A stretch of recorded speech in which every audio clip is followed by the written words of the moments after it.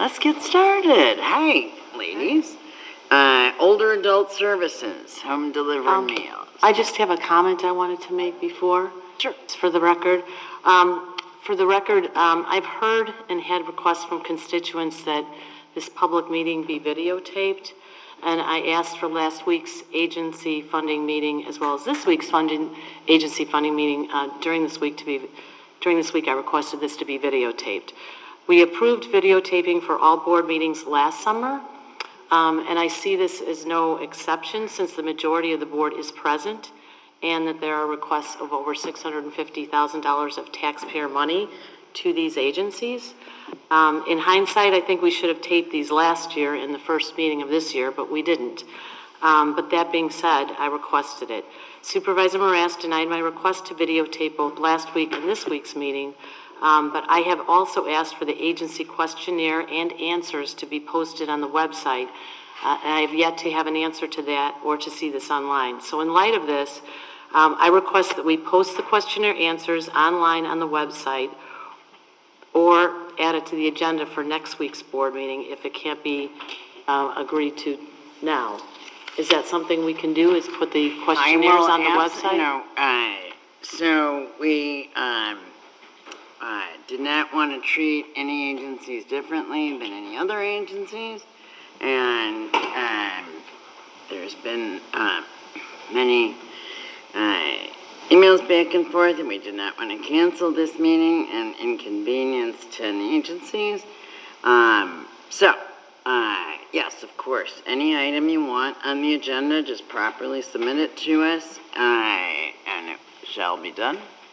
Is that necessary? Can we just agree now that the questionnaires will be online? No. Okay, so that's needed to be put on the agenda. Okay.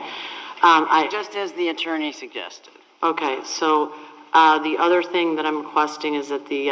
Because that was never told to the agencies, and so that's another concern. And so... Okay, and the other issue is that we have this audio tape that's currently being recorded, so I'm asking for the link to be placed on the website as well for our residents to be able to hear if they're not in attendance tonight.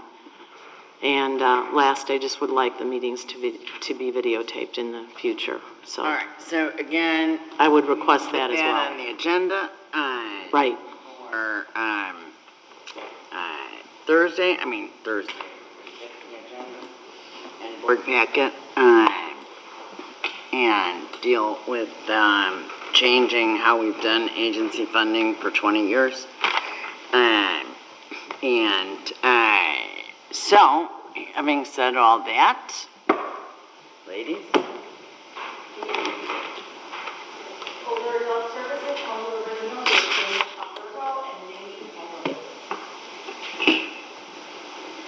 You want me to turn this, or is it okay? It's okay? Fine. I feel like we usually face you. I was telling her, but okay, we'll be close. You can see. Uh-oh. Here. Okay. Okay, good evening. Happy Boss's Day to those that are a boss. Thank you. You're welcome. I remembered. My staff gave me a big jar of cashews and stuff, so thank you. So my name is Mindy. I'm the manager of Advocate Lutheran General Hospital Older Adult Services. I've been with Advocate for 18 years in January, so I'm aging in place. Before you know it, I'll probably be a client there. And I have with me Jamie, my colleague, as well, and she'll give you a little introduction about herself, too. Here. Yes, good evening. Jamie Albergo, licensed clinical social worker for the department, and I coordinate the home delivered meals program along with Phillips Lifeline and Information and Referral. Haven't been there for 18 years, but going on 4, so. And one of my past students, so we hire the best and keep the best. I was a past student, too. Just kind of interesting. So just a brief overview. I know most of the people are familiar with our program, but I just want to talk a little bit about all our services and what we offer. So we have the Lifeline program with 600 active units in the area. About 100 of them are in the Maine Township, Park Ridge area. That's the button the senior pushes if they fall. We also offer the Expressions program, which is an early stage memory loss program. It started on a grant 5 years ago. It started 1 day a week and moved up to 2, 3, 4, 5 days a week, and 3 days a week it's at full capacity currently. Again, that's for an early stage memory loss program where there's a big need for that. We also have the adult daycare going strong. We're on the 38th year this year. It's 5 days a week. We see about 50 people per day and have 90 people enrolled in the program. People are there for, basically activities to do during the day, supervision, socialization, and some kind of stimulation. I always say it's the 3 S's when I think about it. And then we have information referral. That's a big service that we offer. It's free. We take about 350 to 400 phone calls per day. Jamie filters all those calls. That's what I used to do. Per month, sorry, not per day, per month. Wow. So about 350, that would be a lot, 350, 400 calls per month.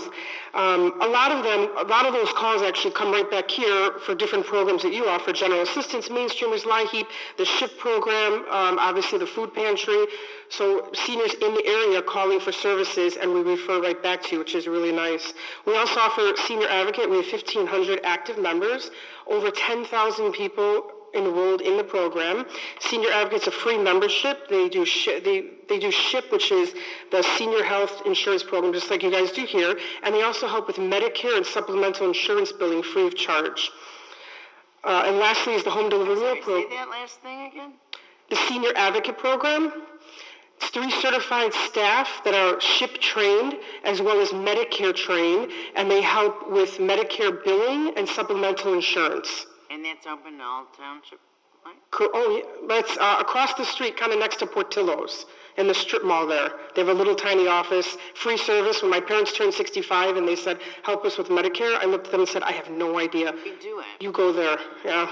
That's good to know. Yeah, so it's really, people, after they break a hip and they come home from rehab after 2 months, they come in with grocery bags with bills and they don't know who to pay, and they can go through everything, decipher and say, pay this doctor this amount, pay this amount, this one will resubmit to the insurance. So it's really nice service, really nice. And lastly, home delivered meals, and Jamie will give you a little brief, overview about the home delivered meal program and why we're here for the grant. Thanks. So, indeed, yes, we are here tonight to talk about our Home Delivered Meals program. It's a part of our mission to serve the residents of Maine Township. Our Home Delivered Meals program specifically serves Maine Township residents. This program annually operates at a deficit. However, we do continue this program because of our agency's desire to meet the needs of the frail and the elderly who are isolated and who have unmet nutritional needs. So in regards to the program and its various components, it operates Monday through Friday. It's a hot meal which is prepared at Lutheran General Hospital. So if there are different dietary restrictions, we are able to meet those needs, whether it's cardiac diabetic, renal, puree, mechanical, so on and so forth.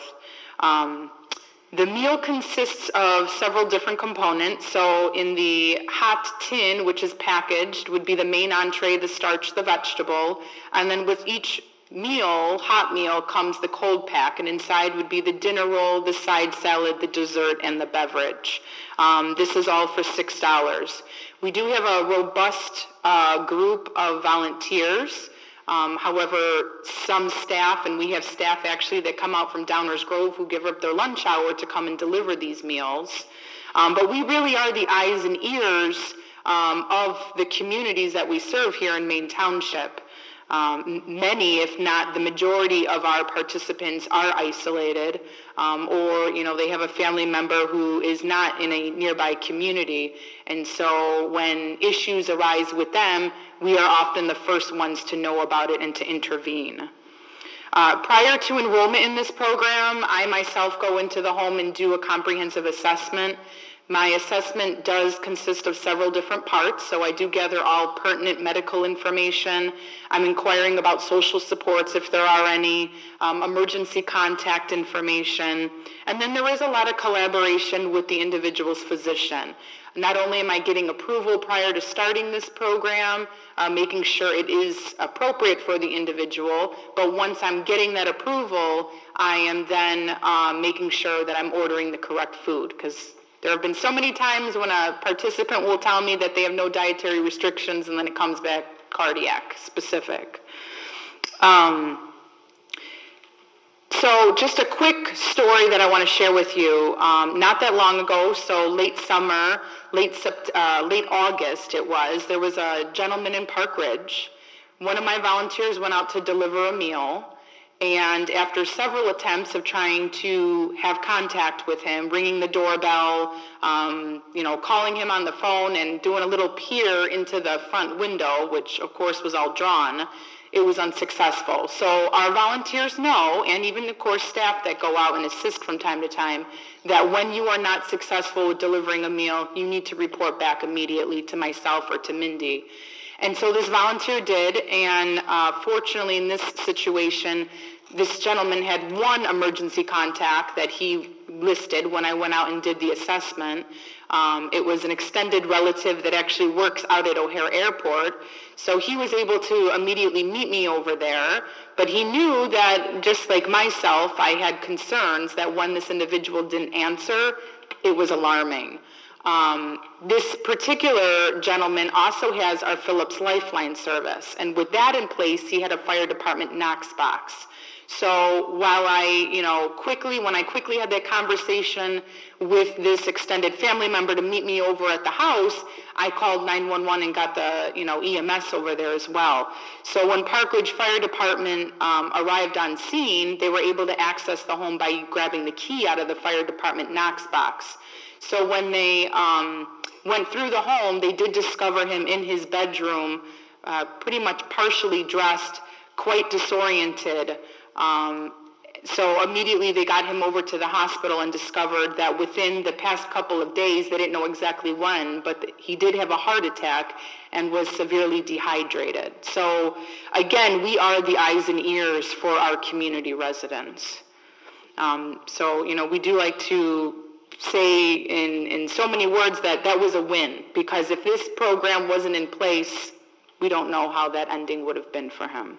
So I'm just going to pass it back over to Mindy to end our presentation. Can I just ask a quick question on that? Sure. I'm just curious why the volunteers are from Downers Grove as opposed to around here. Is it? So that's actually one of our advocate staff members. He's out at our corporate headquarters and for years has been an HDM driver. So he volunteers his lunch hour to come and take a route. But the majority of our volunteers either work in Maine Township or reside in Maine Township. Yep, Kevin. So he took a big promotion when Advocate Aurora merged, and they moved him to corporate Downers Grove. But he didn't want to give up volunteering. Nice. So lastly, just to talk about how we collaborate so well with Maine Township in so many different ways. The biggest one that I can think of, and I was saying it fast earlier, is the Swing into Spring Expo. Try to say that 3 times.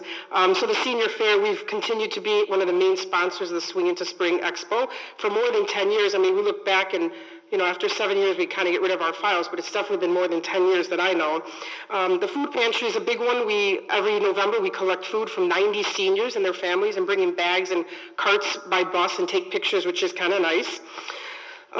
Obviously, Student Government Day is another big one that Jamie and I enjoy. At first, I was worried about it many years ago when I first had to do it with, I think it was Michelle back in the day, and I thought, high school, I work with seniors, but it went well. I enjoyed it. I liked it. It was fun. So Jamie, I think, is on the books for that coming up. Periodically, we do a Lifeline info session for seniors down in the community basement room, where people are interested in what is Lifeline, tell me about it, and ask any questions they want, which is really nice. And then most recently, which I'm proud of, is the Matter of Balance training, which is an evidence-based program. 2 staff here are trained, and they teach classes, and I guess it's full with a waiting list for the next 3 classes to be taught. Actually, I'm teaching a class here tomorrow because one of the staff can't teach the class. Matter of Balance, yeah, fall prevention. Yeah, it's a great class. Yeah, the hospital sent me out to Maine about 4 years ago to be trained as a master trainer, and you guys teach it here, Matter of Balance, evidence-based class. It's amazing. Yeah, I'm all about falls for some reason. I'm interested in that. Of all things to be interested in. Yeah, prevention, fall prevention.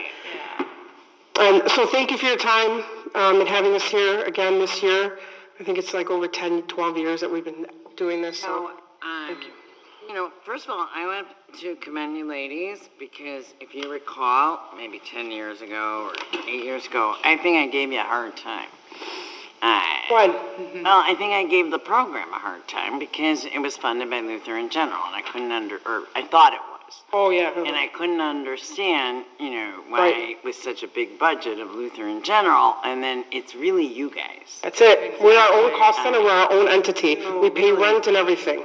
We realize, Correct. over the years that it isn't. And especially, when we had NAMI here last week, I realized Lutheran General is not exactly as generous as one may think. So I know that, in the past I had peppered you with questions. I just have a couple. In the past, has our stuff been earmarked only for the older adult service? What'd she say? That's what I thought. So, I mean, our program, the majority of our program participants are over, 60 years of age or older. However, if an adult with a disability, Has a need. exactly, if there's a need of that individual, I will do the assessment to ensure that the program, is appropriate for the person. And that's just home delivered meals. So if you look at any of the other programs, they might be, obviously private. That's what I mean. Is Home that delivered meals only. for home I can't remember. I think our Well, each program is something different. So adult daycare, our youngest patient came to us at 25 with a traumatic brain injury. He was a motorcycle. He stayed with us for 30 years until he aged in place. His mom aged in place, and they both moved to assisted living. For Lifeline, we've had a lady who was pregnant with quadruplets, actually in Park Ridge, about 15 years ago, who had a Lifeline button because her husband wanted to make sure she was okay. She couldn't get to the phone, so that was Lifeline. The other programs, home delivery meals, mostly is over 65. I mean, we see people 85, 90, 95. It's pretty amazing to see. Expressions, What is that, 65 for the whole? 65 and over is home delivered meals, yeah. You guys really saved people's lives when you went. Yeah, I always tell the story. About the stove that That's the story. I was just going to tell you. I was an intern. This was in 99 and 2000. I'm aging myself, but that's okay. And I went to deliver a meal. I rang the doorbell just like I always had. She opened the door. She was 92 years old. There was a newspaper article about it. And she opened her door and fumes of gas came out into my face. And I gave her the meal and I said to her, I think the stove is on. And she was hard of hearing, almost deaf. Park Ridge, and she said, no, everything's okay. So why don't you come out of the house? Let me call my supervisor because something's wrong. Long story short, she came out. I called my supervisor who drove over, called the fire department. They had to close off like a mile range. She had all the burners hissing on high, living in her house like that, thinking they were all turned off. Another good save, right over here on unincorporated Springs, Maine Township, Maryland, or whatever that street right near Golf Mill, yeah. One of the drivers went to deliver a meal to the house, knocked on the door, rang the bell, heard screaming. Who knows how long he had laid there. He fell down the stairs and was laying there until we came to deliver a meal. Unfortunately, he didn't have a lifeline, didn't have a Knox box, so the fire department had to break the door, but we saved his life. I mean, I don't know how long he would have laid there if we didn't deliver meals. Every time somebody doesn't answer the door, we never go home and just say, oh, she'll be fine. Jamie and I are like in crisis mode thinking, what can we do? Something's wrong. I'm the one peering through the windows, thinking, is everything okay with the person? There's been times I waited until 6:15 at night to see if this lady right here, I almost said her name, right here on Potter Road was okay because there was no answer to the door. She had a heart attack, was laying across her kitchen table when we went into the house. So I can't tell you, how many people. And it hits home, it touches the heart when you do something nice and you save someone. Especially when you love seniors and that's what you do, for 20 years, so. I just wanted to ask you specifically, 3 things. So you have total number of unduplicated Maine Township clients last year, 1,382. And then on the top of the next page, if the grant is restricted, what's the total number of unduplicated served last year? 27. So I'm not sure what that. So one is for the whole agency in the total, and one is for home delivered meals. Yeah. Correct. Okay. Also, I think it used to be listed, and maybe I'm missing it. What other townships or governments do you ask for funding? For home delivered meals? Or any of it? So for home delivered meals, we have no other township. We're the only one. Correct. Because it's Maine Township. Correct. Right, so it's not duplicative at all. Or you have no other? You know, we've asked the city of Des Well, Maine Plaines Township, something totally different. That's what I was getting to. So City of Des Plaines, Park Ridge, Niles. No, the city of Park Ridge, no, that happened about 5 to 7 years ago where they, Why does Lutheran General doesn't give you anything? correct. And Not a why good is one. that? I mean, you are Lutheran General's, We're an advocate healthcare employee, which falls under Lutheran General, actually now it's Advocate Aurora. So we have to make our bottom line meet. Always. So we're our own cost center, we're our own facility. We do pay rent, we do pay all maintenance, all of that. rent to them. We pay rent to them, and that's you're correct. employees of theirs. That's correct. And that's listed on there too. Okay, It so- should be on the budget, you'll see it. I just don't understand. So they're paying your salary. No, our salary is paid by the money that we make, and the profit, whatever we make, pays the salary for the staff. We have no secretaries, we have no. You're their employees then. Well, I'm sure in a way they help with the benefits for all the staff and employees. There's no way that we would be able to make any of that money, pay for benefits. That's a fortune. So they help with that. With benefits. Right. And they support us, There's been plenty of times where we've been in the black, and they don't close us and they don't shut our doors. So that's a good thing. I don't know how long that can happen and go on. We have to be in the red, so to speak. But definitely Paying like full rent to them, like you would if you were renting a comparable type of It is place, a or reduced rent. Subsidized? Or- It is subsidized. It's a reduced rent. I mean, Okay. It's not like it's $5,000. It's something realistic. And then they come and service us the building if we ever have any issues or anything. So the building is kind of weird because in the building we have renters that are not part of the hospital. They're actually a separate entity, a children's daycare. At one time they were part of the hospital, but they're not. And then also in the building there's outpatient therapy, which is part of Lutheran General, which also has to make their bottom line meet, and they also pay rent. But they are part of the hospital. So the hospital's not saying, oh, here, just run your program and great, keep going. Somebody has to pay rent to somewhere. Utilities, we pay all our own utilities. My boss, our director, Did stamps they each ever phone initially, bill. because you're, employees of theirs, were they funding it at one time and then it changed? Or No, I've been there for Never- 18 years and never. always been? And yeah, it's always been like that, we have a reserve account as well, where if we don't make the bottom line, we have to filter money in from reserves. We wear many hats. Filter money from them. From our reserve your account that we reserve built over 38 years, Built. right, that we can, put in there, but So it's like you've got their name, and that's really just more of a show to the communities.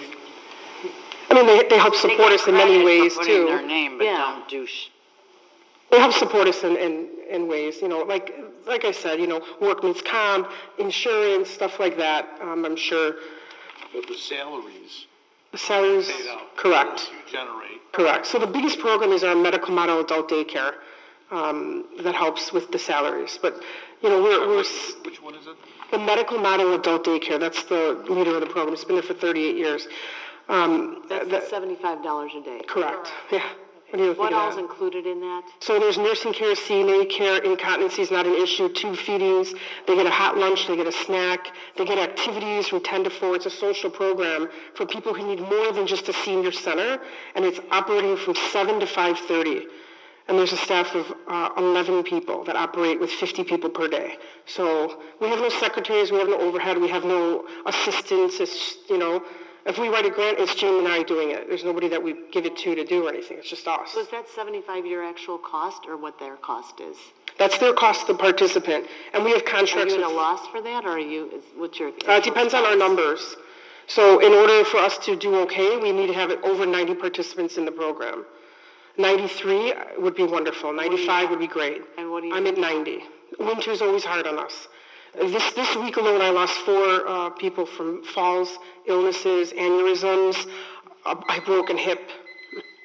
So, I did notice too that you put extensive efforts in your own fundraising efforts, including some bake sales to the Baker Square Raising Forks and all. How much of that helps fund the salaries portion, correct? yeah, I mean, Baker Square wasn't much. It was a couple $100 maybe.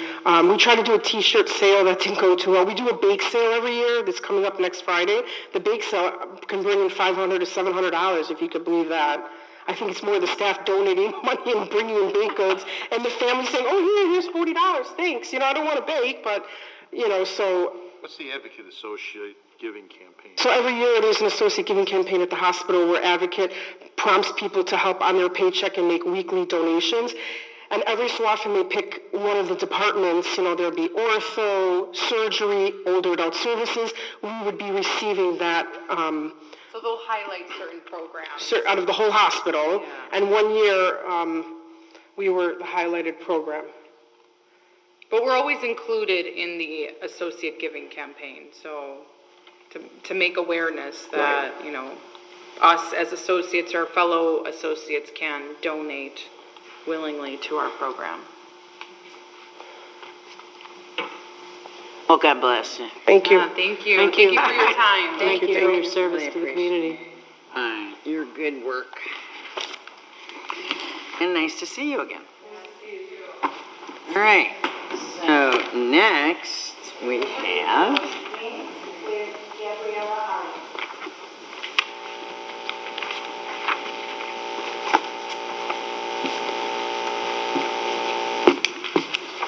Hello, good afternoon, everybody. So I just wanted to, first of all, thank you all for taking the time to listen and learn more about what Wings has been up to for this past year. As you know, we mostly serve survivors when they're at their most vulnerable to harm. The most dangerous time for a survivor of domestic violence is when they're fleeing. That first time they're fleeing the abuser, that's the highest likelihood that they would lose their life, them or their children and their pets. So, we try to embrace clients every step of their journey just because we do have such a broad continuum of housing and services that are available to them. And we have seen an increase in demand for services, unfortunately. We would love to go out of business, but we've seen that through our various programs, there's been an increase. Last year, Wings provided over 14,000 nights of safe refuge, food, and counseling and medical support to 340 adults and kids who were fleeing domestic violence. And then, so what I mean by last year, it was Wings' last fiscal year, which was 7/1/17 to 6/30/18. And then in total, through all our programs, we provided over 805 people with over 79,000 nights of safe housing during that same period. And in addition to that, we've had a few structural changes. If you look at our organizational chart, we've also had a new COO where, we've tried to he's identified key areas where we can reduce staff and redirect that to program services. So if you look at our org chart, you're going to see that our leadership and a couple of us who are still in admin have been sponges and just kind of absorbed a lot of those roles, because really our primary goal is that we provide enhanced and intense services to our clients, because we have seen patterns where the severity of people coming in with mental health and substance abuse issues has increased. So because of that, we've made sure to try to train staff as best as we can and bring on staff who do provide more clinical related services. And I do get to speak with our case managers who are so grateful for Maine Township professional development program, and as well as for the clients that do also get to benefit and come to the services you also offer. So kudos to you guys. And Wings has 10 permanent and transitional housing units in Maine Township and one shared home in Maine Township. We also have one resale store located in Maine Township that's at 8349 West Gulf Road. We really appreciate if you donate. And Except furniture. we do. We accept furniture. I don't know if they pick it up. I can get back to you on that one. Our COO, our new COO, he changed a couple of things, so maybe now we do. I'll have to check. But we do take furniture. I know we're always looking for donations, men's clothing, because we do serve men as well. And again, these materials are used for operations, but also our clients go in there if they need anything in terms of clothing, materials, or even for furniture for their apartments, because a lot of the times this may be their first home. So just think of it like if you have no credit, I have some leftover furniture for you. like as a township, or you to me. Getting a donation from River Trails for the landings people, so you have to see how much they need. Oh, and okay. Start over at OEM. And Okay. left over, that's what I'm saying. That would be great. We would really appreciate that. Yeah, we can definitely connect later through. And also, Christy. I have stuff at my house. So. Yeah, oh, perfect. Great. Yes. And so yeah. Go ahead. Oh, were you still Oh no, go ahead. setting it on in a room? Could you comment on your training program and what counseling services in domestic violence, what your certification is, or what you know? We are a ICDVP certified agency, so that means we can train anybody, all of our staff, every single one of them. It is required that you receive 40-hour domestic violence training. There's nobody at Wings who cannot have that. And in addition to that, we were able to get funding to certify one of our our only program director to be CPI certified. So that's crisis prevention intervention. So she's basically trained to train others. That's one person doing it. One person, but it's cost effective, right? Because she's certified to train everybody and to renew everybody's trainings versus having to go out and to pay for that every year, do you know? Right. And we even the plan is to eventually have our resale staff also trained in that, just because we've had scenarios where people who that's their first time that they're disclosing, or there might be an abuser coming in to look for a person. So to have them trained in that that's the ultimate goal. Could you comment on that federal, like the money that you get? Because it seems like a lot of sexual assault, violent agencies that are receiving funding get more federal money. Has that grown for you, or has that always been about 13%? I would say I can get back. Get more than. I would have to get back to you on that, but I think it's remained. I think it's increased a little bit, but I can get back to you on that, what the exact number is. Have you seen other agencies with more? Is that what you're saying? Or? It just seemed like if that's you mentioned it's increased, right, from what it was. I mean, I'm sure it is everywhere because it's on the rise. Right. Well, awareness is on the rise. Right. Awareness?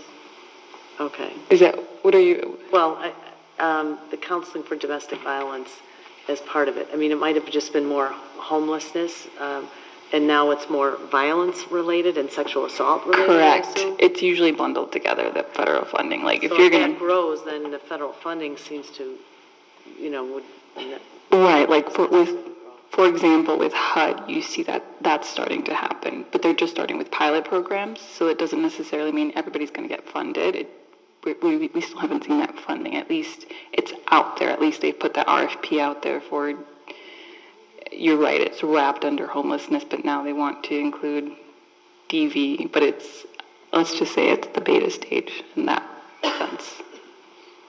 I have a question. I was wondering what is the reason, and we think you're a fabulous agency, for the increase in your request? We have. Last year requested, I'm sorry, let me take that back. Last year, but I'm not crazy. I actually did look. Last year requested, 4,000. Oh, no, you didn't put down last year's request. And they did request 10. Never mind. Never mind. So you have 36 unduplicated Maine Township clients, correct? That is correct, from last year. Okay. Has it gone up, down? Right now, our fiscal year isn't over. I can give you those numbers. I just know of those 36, they received 39,200. I'm sorry. They received 3,928 nights of safe shelter. That's that same last fiscal year, so Really? I can get you updated. 1,900 nights of shelter? 3,928. So, but this is including our safe house. This is including transitional and permanent housing programs. But that's including Maine Township clients. These are all, no, that's not including all Maine Township funding. So if the number that do receive funding through Maine Township, it's much smaller. I think it's probably like 11 people I'm were sorry, covered. 11 people in the emergency shelter Something like that, yeah. and 36 total served Yes. so far. That's last year, not thus far. Oh, okay. I can get you those numbers if you need them, though. I have a question.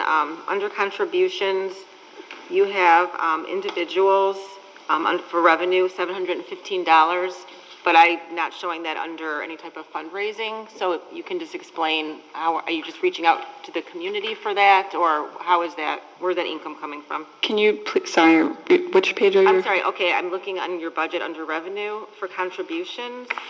You have businesses, religious foundations, and then individuals. You have over $700,000. So do you just do marketing or PR, or who are those individuals? I don't see that, as any type of like fundraising. So that's a lot of money, which is great. Yeah. I'm just wondering. Thank you for bringing that point up. We don't have a senior director of development position anymore. That was cut. But we have this very aggressive new strategic plan and new development plan, and that our senior leadership as a whole has taken on. So they're being very ambitious with this goal. And yeah, we are trying to revamp our marketing in order to meet that goal, because, we know a recession is coming up. And we know belts get tighter around that time, and we want to build up and pay off any debts that we have related to facilities, because we are a homeless provider. You're also probably the most well-known, so that helps, right, with individual contributions.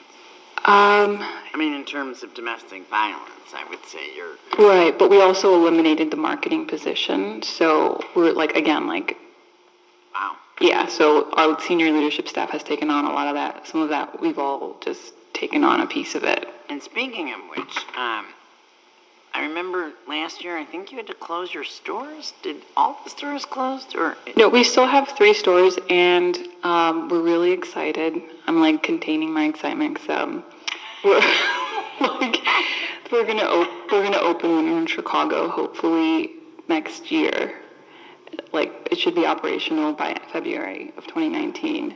And that way, clients who are in that shelter in Chicago can get their supplies that they need right then and there, versus our COO driving at 2 a.m. with clothes for the exact size and materials that family needs. So as you can imagine, it's for a lot of reasons. So all 3 are operational and actually doing way much better than they were before in terms of revenue, because of our new COO, even though he did slash some positions, like one of the resale director. So he's wearing a lot of hats. We all are, so. Yeah. Is the CEO the same, or is that a new? That's a new position, yeah. That's David Cahan. He comes from the private sector. She says with vast. No, I really appreciate him. I don't know. I think we do need to run things right, efficiently. So I really do appreciate his input. So. The CEO position, is that the same person who was in that position last year? It is Rebecca Dar. She's been the CEO for my age, 33 years. No, wait, she's older. No, never mind. I'm not that old yet. Okay, I'm gonna stop. For over 30 years, she's been the CEO. So I have a question, just, on your page here that you have, the formula for housing, the expenses, for the wings, the program expenses for both, I guess you referenced on page 8, which I'm not sure what page 8 is, $1.2 million. And then there's another program expense of $1.4 million. On that same page, but I didn't see where in the budget. Oh, it's in the audit. Itemized, or is that? It's from our audit, so those are actual expenses. Okay, so I can't. So you're looking at FY19 audit. I'm sorry, you're looking. Those pages are FY19 budget. Okay. Remember, that's just proposed costs. But the numbers in the formula page, that's referring to the audit numbers, and the audit page number 8. If you look, those were actual expenses. So. Can you help me? What page 8 was, because I didn't see that. It's this page. Okay. It should be that page. Statement of activities, expenses, safe house. And then Okay, so the- transitional housing, it should line up. So like Okay, so the 1,276. is 1,278,000 maybe? I just couldn't get that to match. I see the 1,000,004. Okay, so it's traditional housing and then safe house. So when you do your budget, it's hard to tell from that. I didn't see those Sorry. things. Yeah, I can I clear just that up can't in the. decipher. I was just looking in general, like thinking it would show up under resident expenses or, because it's programs, but I don't even know where those 1,200,000 and 1,000,004 programs show up in expenses for the budget. It would be the page called Consolidated Statement of Activities. So you have 1,200,000.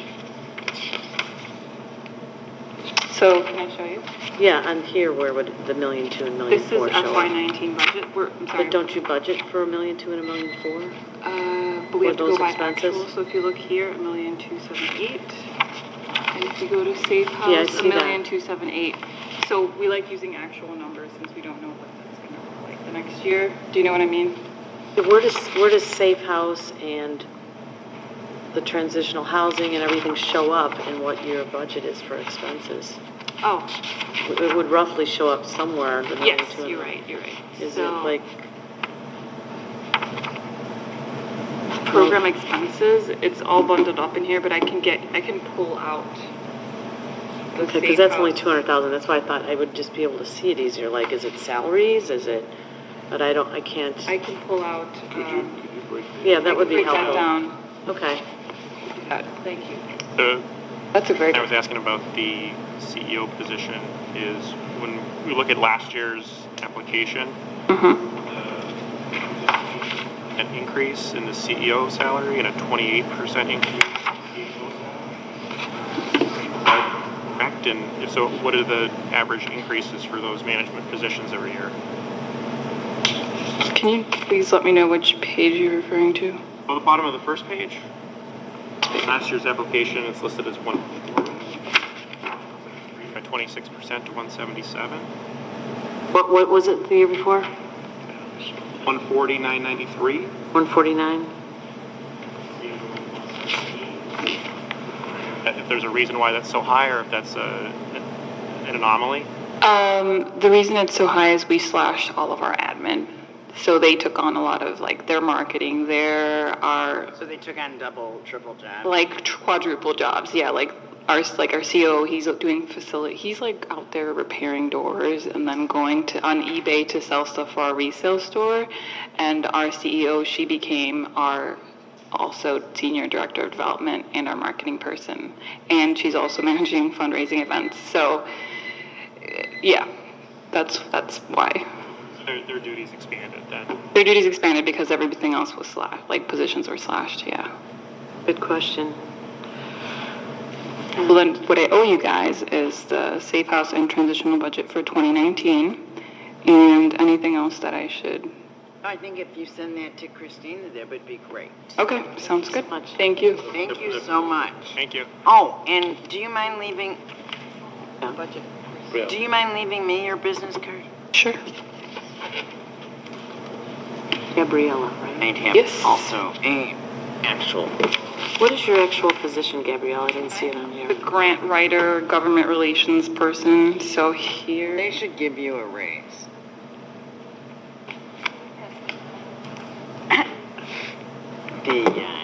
Very good. All right, thank you so much. Have a great night, everybody. All right.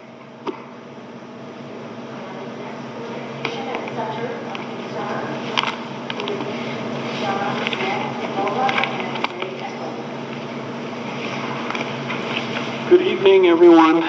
Thank you for having us here. As you know, it's our 40th year of serving Maine Township residents, and we're so grateful for the support that you've given us. We couldn't have made it to this point without your support.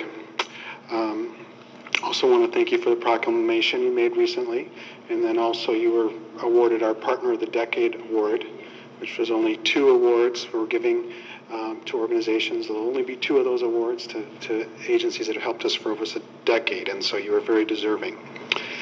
So, Congratulations on 40 years. Thank you, thank you. I didn't have any gray hair a few years ago. None of us. So I'm going to try to keep this brief for you because they said 10 minutes, but as many of you know, our mission is to provide housing solutions, support services, and counseling to seniors, the disabled, and others in need to help them to maintain their independence and with dignity. Our mission is more important than ever with longer life expectancy and associated increases in chronic illness, dementia, and loss of mobility, rising healthcare costs, families separated by geography and without friends or family nearby to care for them, and of course, our aging baby boomer generation, many without the financial resources to meet their short and long-term needs. Our senior support services are closely aligned with the aging in place model as we assist adults to remain in their homes with effective solutions, keeping them independent rather than moving into less affordable residential care. With a significant shortage of subsidized senior housing, our services are often a lifeline for isolated older adults who struggle to afford life's necessities on modest fixed Social Security income. Not surprisingly, 82% of the clients we serve are women who benefit from our human services programs, including our daily nutrition program, chore housekeeping, counseling services, plus daily interaction from over 300 volunteers, helping them overcome isolation and connect to important resources. Our Housing Solutions program provides a variety of help to residents with rent and utility assistance, as well as providing 8,000 nights for the homeless.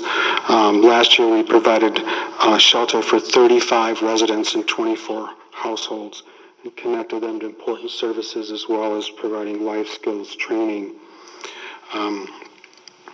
Also wanted to mention that last year we provided, I guess very importantly, we provided 15,000 hours of services to Maine Township residents as licensed case managers were supported with over $227,000 of in-kind volunteer support. As a well-established nonprofit agency, we're able to leverage the skills and commitment of volunteers to offer a wide range of services to residents, assist case managers with responding to client needs, and significantly reduce labor costs. Perhaps our most outstanding achievement is this long-standing volunteer commitment, which really begins with the friendly visits, telephone reassurance, shopping assistance, and counseling to help challenges related to aging. Of course, our partnerships are crucial. Last year, we had strengthened community partnerships with the success of our Lunch With Us daily nutrition program at the Des Plaines Library, which served over 5,000 meals and provided socialization and recreation activities for older adults. An added benefit of the program is it serves as a gateway for residents to find other services as well as volunteer opportunities to enrich their own lives and build a stronger community for all of us. Also pleased to announce that we're going to have expanded services at the nutrition program to promote socialization and safety. These are going to include activities related to brain health, Bingo Size, which is a program to create balance, as well as bingo is always a hit, right? And helping overcome isolation with greater volunteer opportunities. Also, new in recent months is an energy education program focusing on assisting adults with opportunities to reduce their utility costs. We just had our first event ever. We had 440 residents of Maine Township attend this session today at this library. It was a good success. And then also we have adult career workshop, which are focused on teaching skills to adults to navigate the job market in this high-tech new fashion. John, what's the age range for that? That's interesting. It's essentially over 60, but the job search techniques are so much different now. That's great. In general, older adults have a fear of technology, so it's a way to... My husband does. We all do a little bit, right? And then lastly, for the first time I'm making this announcement, it's not public yet, but we're launching a memory cafe which is assisting family caregivers caring for someone with dementia. And so this provides a safe, comfortable environment where both the caregiver and the person affected by early dementia can find support, resources, and It's new? it carries our concerted goal we have to build dementia-friendly communities. Is that in-home or a program that you have to go to? So you'd have to go to, yeah, so it provides a safe place for them to go and connect to. Is it available to, I don't mean for us to fund, but is it available to non-Maine Township residents? It's going to be targeted to Maine Township residents, yeah. Yeah, so we're excited about that. So you'll be hearing more about it in the paper. We're not sure. It's not finalized yet. If it's likely in Maine Township, though, certainly, yeah. Park Ridge or Des Plaines. So.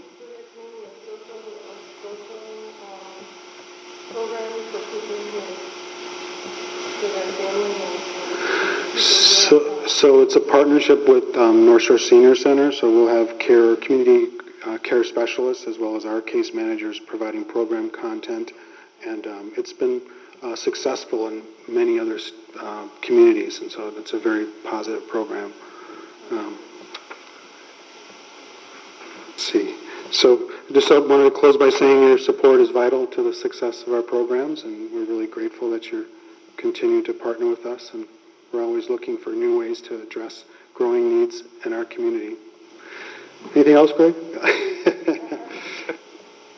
He's going to answer all the hard questions. What is the actual expense to your lunch? Your free lunch?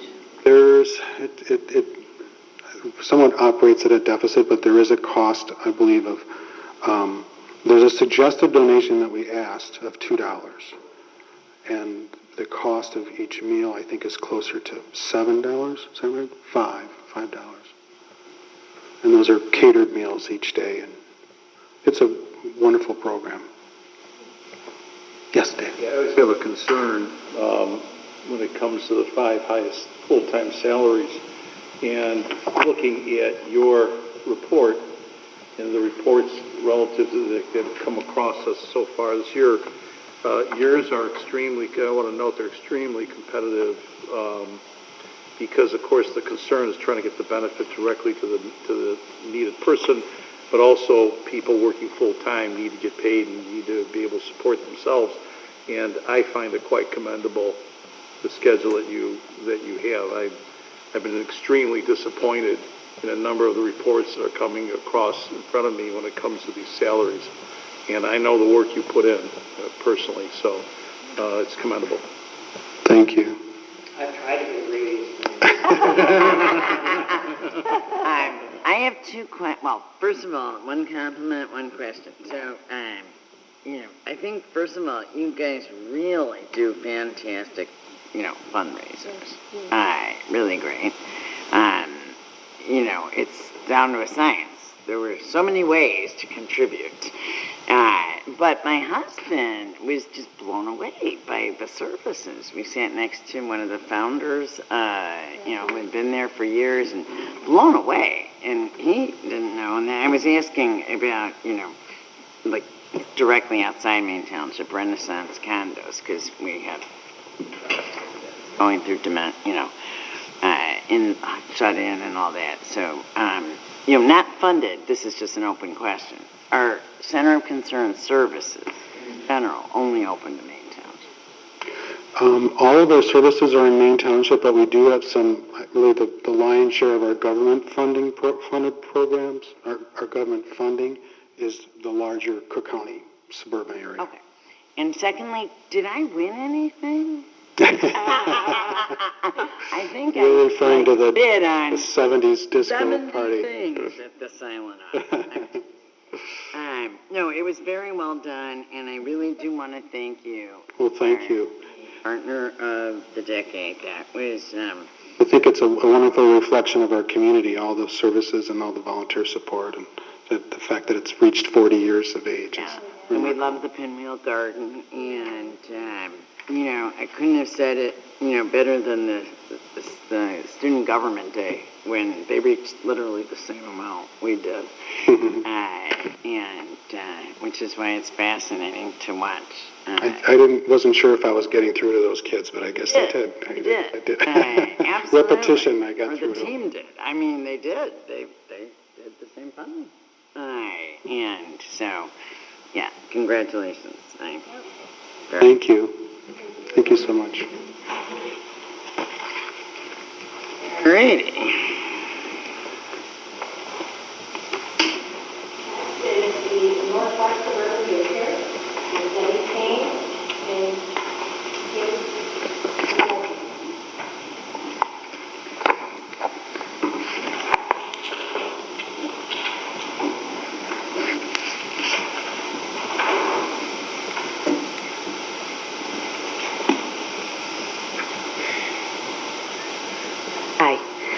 Good evening. I'm Debbie Payne, and I am the program director and teacher at the Northwest Suburban Daycare Center.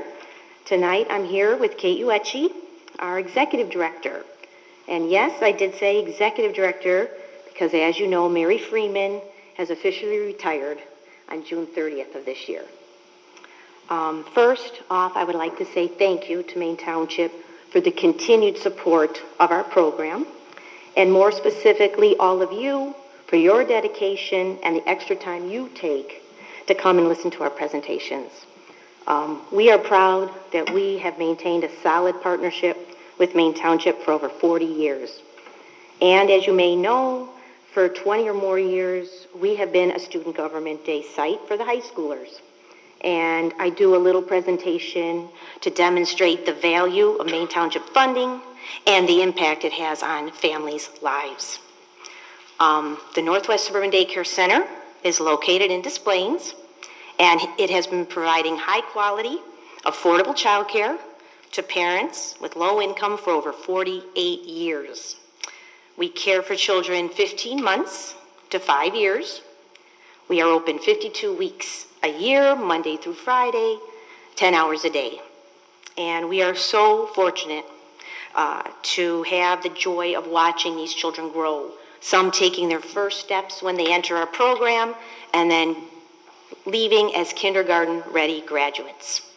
And in August, we had our annual family picnic and graduation ceremony, and we proudly sent 8 graduates off to kindergarten. In fact, all of those graduates had been with us since they were toddlers. Each day, we provide a safe and loving environment, indoors and out, fun and educational daily lessons. All of our classes are geared toward kindergarten readiness, and of course, we potty train. We provide 2 snacks and a hot, nutritious lunch, all prepared on site each day, and the children are offered a restful nap after lunch. 94% of our families are single mothers, and 100% of our families are subsidized. So even though our program may be small, our impact on the community is large. Over the past year, we provided full-time childcare to 34 Maine Township children, which is 84% of the total families that we serve. We look at this as not only 34 children receiving quality child care, but also as 34 mostly single moms that were able to go to work each day knowing that their children were safe and well cared for. Currently, we have 21 children enrolled, and 67% live in Maine Township. Many factors right now play in our enrollment. The biggest being the construction by the Buddhist temple, as mentioned in our application, that forced us to close down 2 of our classrooms. This also forced us to combine age groups that lowered our child-staff ratios and therefore our enrollment.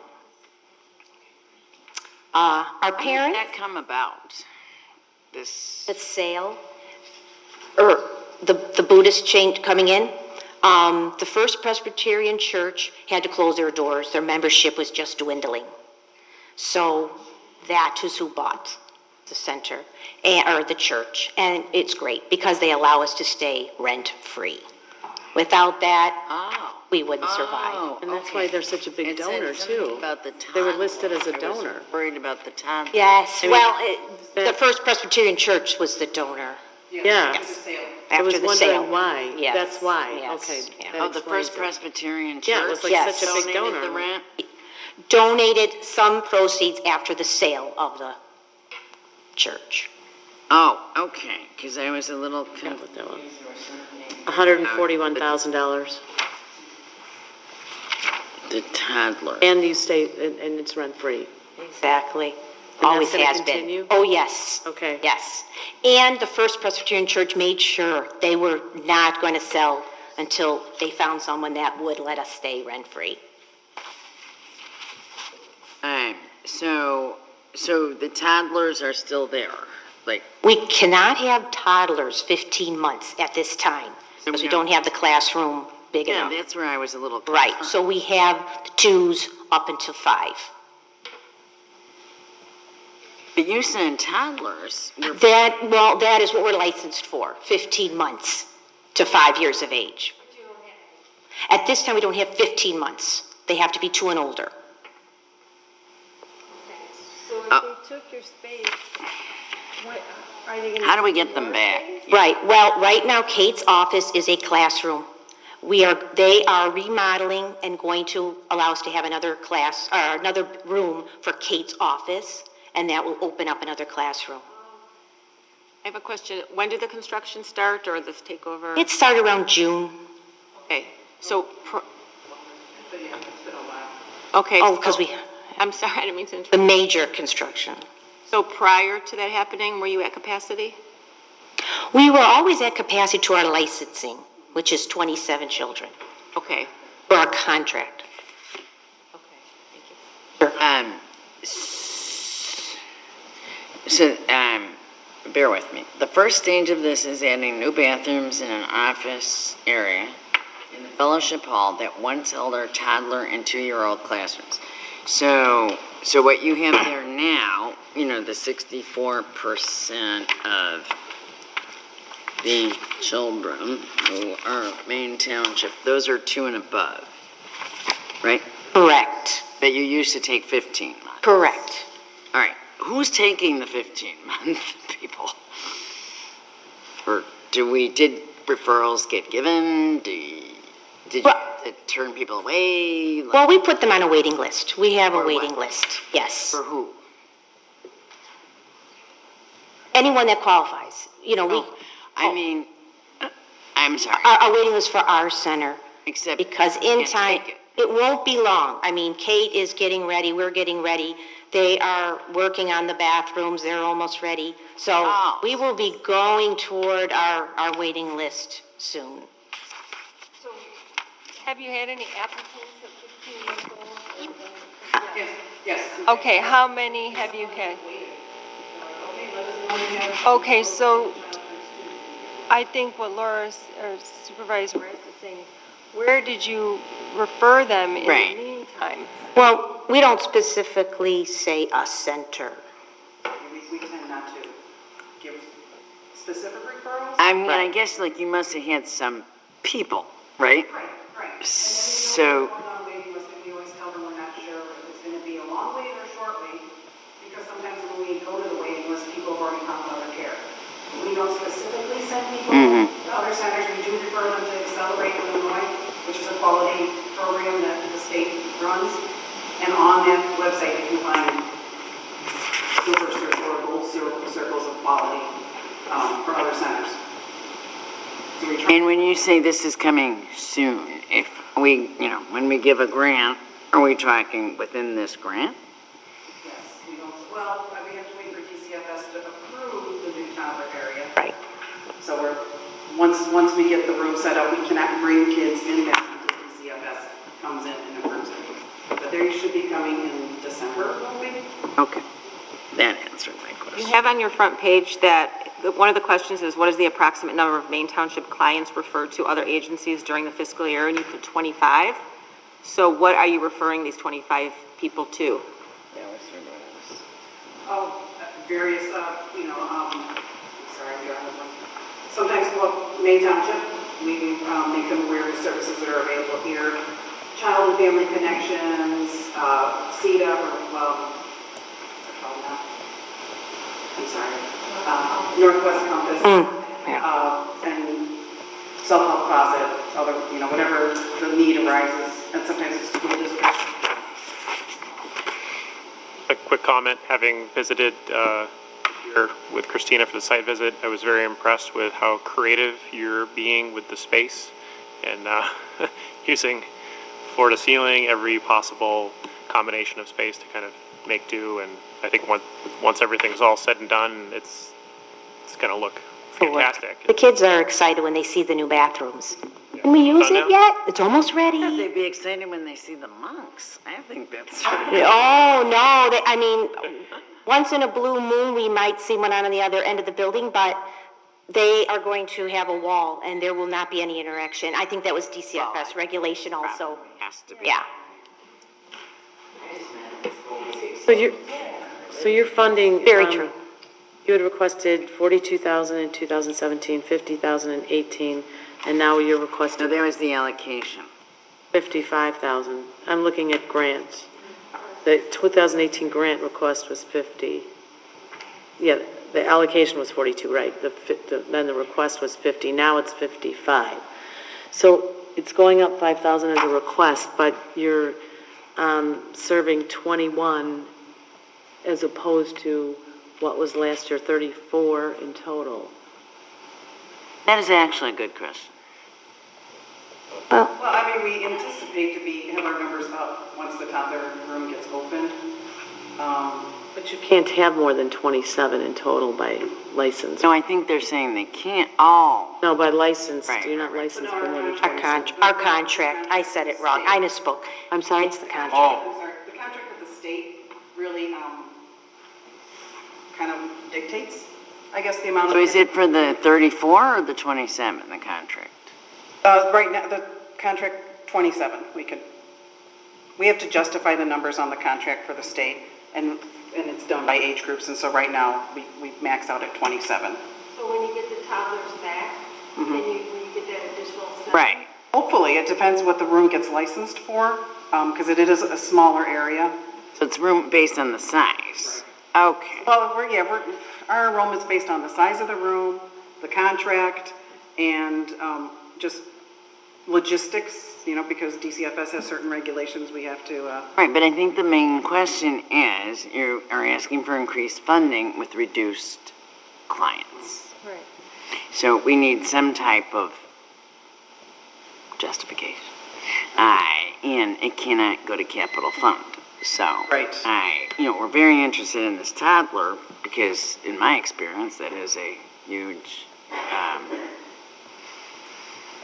need.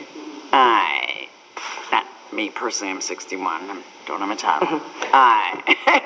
Was your 34, did you actually have a capacity of 27 last year at some point?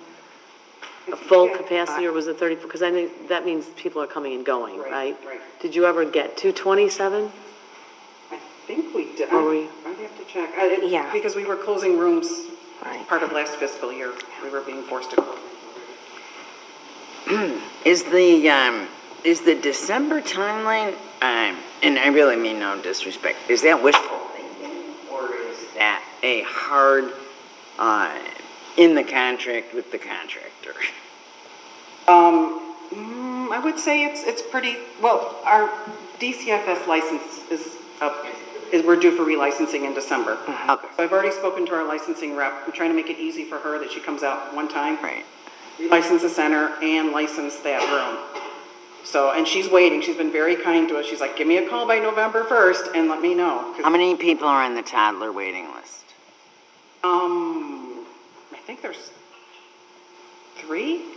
I believe there's 3. And one's already, see, they've been on the list long enough that one's turning 2 in a couple weeks, so he'll be starting. So they age out at the age of 2. They age out and they come on over to the 2-year-old room. Yeah. One more quick question about the funding source. So can you explain what that means with fee-for-service for IDHS and the federal food program? How much you actually get? It just says monthly and fee-for-service, so. We get a per diem, per child on the subsidy program for the state. So it How much varies is that? every month.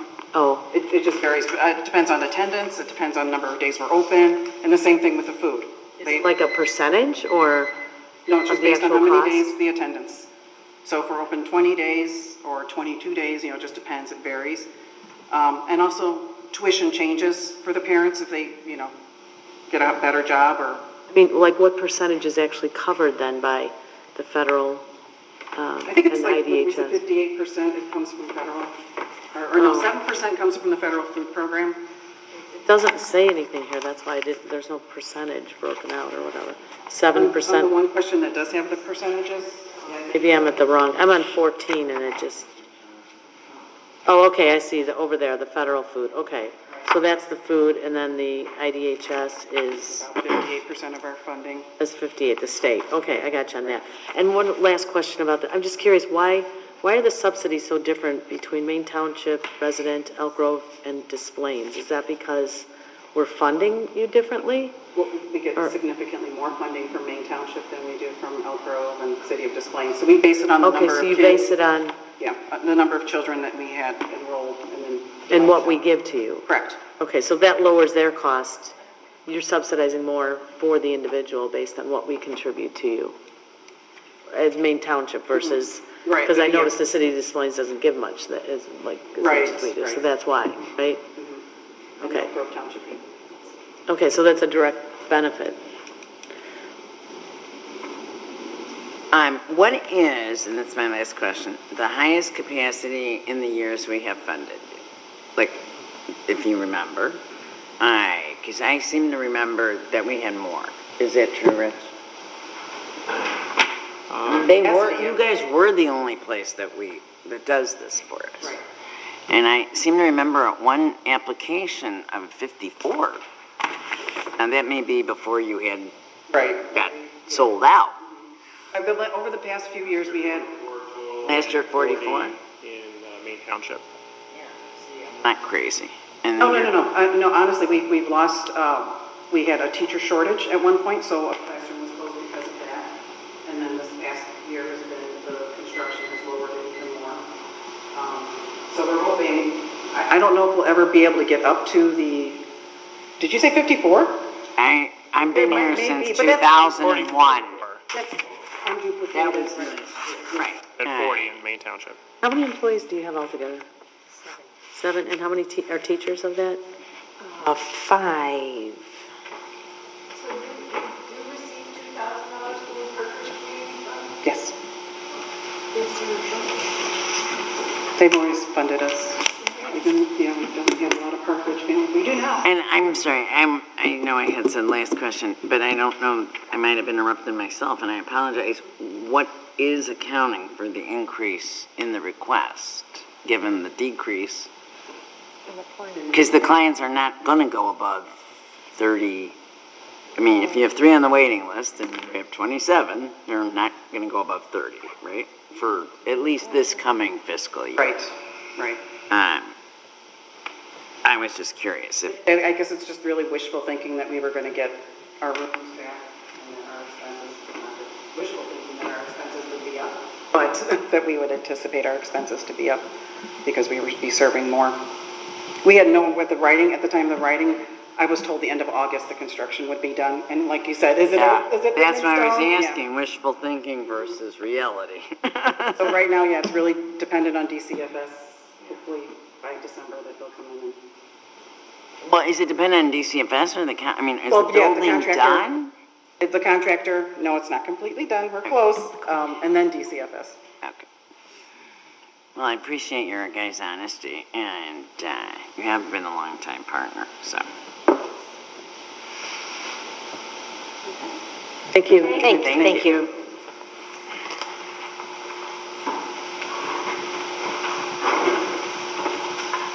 Next, we have Maine Lands Association and Special Recreation, Peggy Wilson and Sue Berry.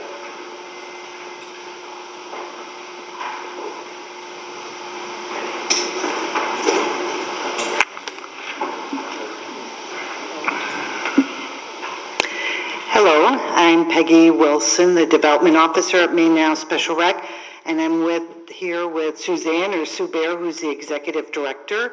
I think many of you know about us, but I'll give a little overview. Since 1972, we've been providing community-based recreational opportunities for individuals with disabilities of all ages. We serve about 1,200 individuals a year, and of that, 411 reside in Maine Township. So I think I had said last year, really all of us to lead a happy and healthy and productive life need socialization and fitness and an opportunity to be part of the community, and that's exactly what we do. And really for an individual with a disability, it's more imperative. Our activities improve self-confidence, social and communication skills. They establish friendships, enhance gross motor skills, as well as improve overall health. Each year we offer about 650 different recreational innovative programs, and it's really a variety of tastes, from arts to music to theater to dance to yoga, day camps, after school programs.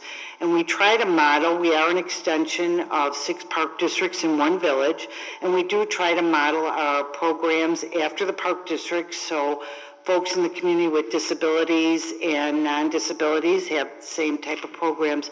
But really where we differ from a park district and have 3 of our largest expenses is in transportation. Because of the individuals that we serve, a lot of them depend on us for transportation. We give over 20,000 rides a year, and that will be either pickup points or for folks who have physical disabilities. We do door-to-door transportation, and we also do door-to-door transportation for our day camp program. The second, really our largest expense, is in personnel and our part-time program leaders and aides. When a park district program offers such as an adult yoga class, there'll be 1 instructor for 15 or 20 folks in the class. In that same class, we will have probably 10 instructors. For example, our day camp this summer, we had 89 campers, and we hired almost 89 staff. Really the severity and the needs of a lot of the folks that we're seeing, they're reliant on one-on-one. So that is by far our largest cost, and which separates us different from our park districts. And then the third is in the financial scholarships that we provide. And we have a lot, and they keep increasing. We look at, we do have a formula that people have to fill out forms, and we do look at 185% of the national poverty level, but we do each year give, last year I think we gave $56,000 in scholarships, and 35% of that, over $18,000, was for Maine Township individuals. We did have 74 Maine Township individuals apply for financial aid. And most of these, I know you have the summer program that helped 2 families, but of these 74, most of them are adults either living in their family's home or living independently, and just receiving SSI benefits. So, you know, our grant is, go ahead. I don't mean to cut you short, but you know, we had this big discussion last year as to, you know, whether you wanted Riley Bialczyk funding or wanted funding the other way. We can't do both. Right. Why we haven't funded you since 07. Right. I don't think... You do a lot of the Riley Bialczyk, I mean... No, we only had 2 families this year, and I think 2 or 3 families. We didn't turn anybody. Right. I think the biggest percentage of people, 72 of the 74 that applied for financial aid, were adults or seniors in the area. Some may be kids, but they may not be in the day camp program. Right, and I think last year we had said... Marcia said last year, you know, you can't we can't double fund it. Right. And I think last year the numbers... This way. Right, this way is definitely, would serve more people in Maine Township than the other scholarship program is wonderful, but it only serves 2 people. It only. No, I mean, we have, you know, not, I mean. Right. We can give out as many as the Right. fund has. Right. You know, as we give to the fund. Right. It was 2 families, and it's not just 2 people, 2 families. Right. Actually, I think it was more than that. No, it was just 2, and actually one of them I don't think has gotten funding yet, because in order to get funding, they have to have their balance paid up, and they can't pay their balance up because they're on a monthly payment plan with us. So far, there's only been 1 family, but I do have the, there was 2 families that were approved for $665. So I guess our question is, since we did do that this Right. summer, are you seeking to stop, you know, and we have 2 people, you know, devoted to the Riley Bialchik. We have a committee, actually. So right. we really are always seeking families, because, you know, that's a very special thing, both to the township and to the families, you know, for this type, you know, these children to have these camping, you know, this kind of camp opportunity. Right. You spoke eloquently last year about this. Right. So the question is, are you revoking that request and wanting, I mean, I don't know that we can do that this year. Right, I think Sue can talk to that, because I don't think it was, I'll let you talk. It definitely was explained that it was one or the other. Right.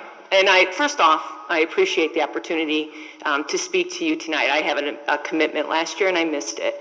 I've been with the agency 21 years, and in that time, we were funded through the regular program funding. Worked with Phyllis, worked with Gretchen. We received funding every year. Up to 07. Up to 07, and then it was shifted.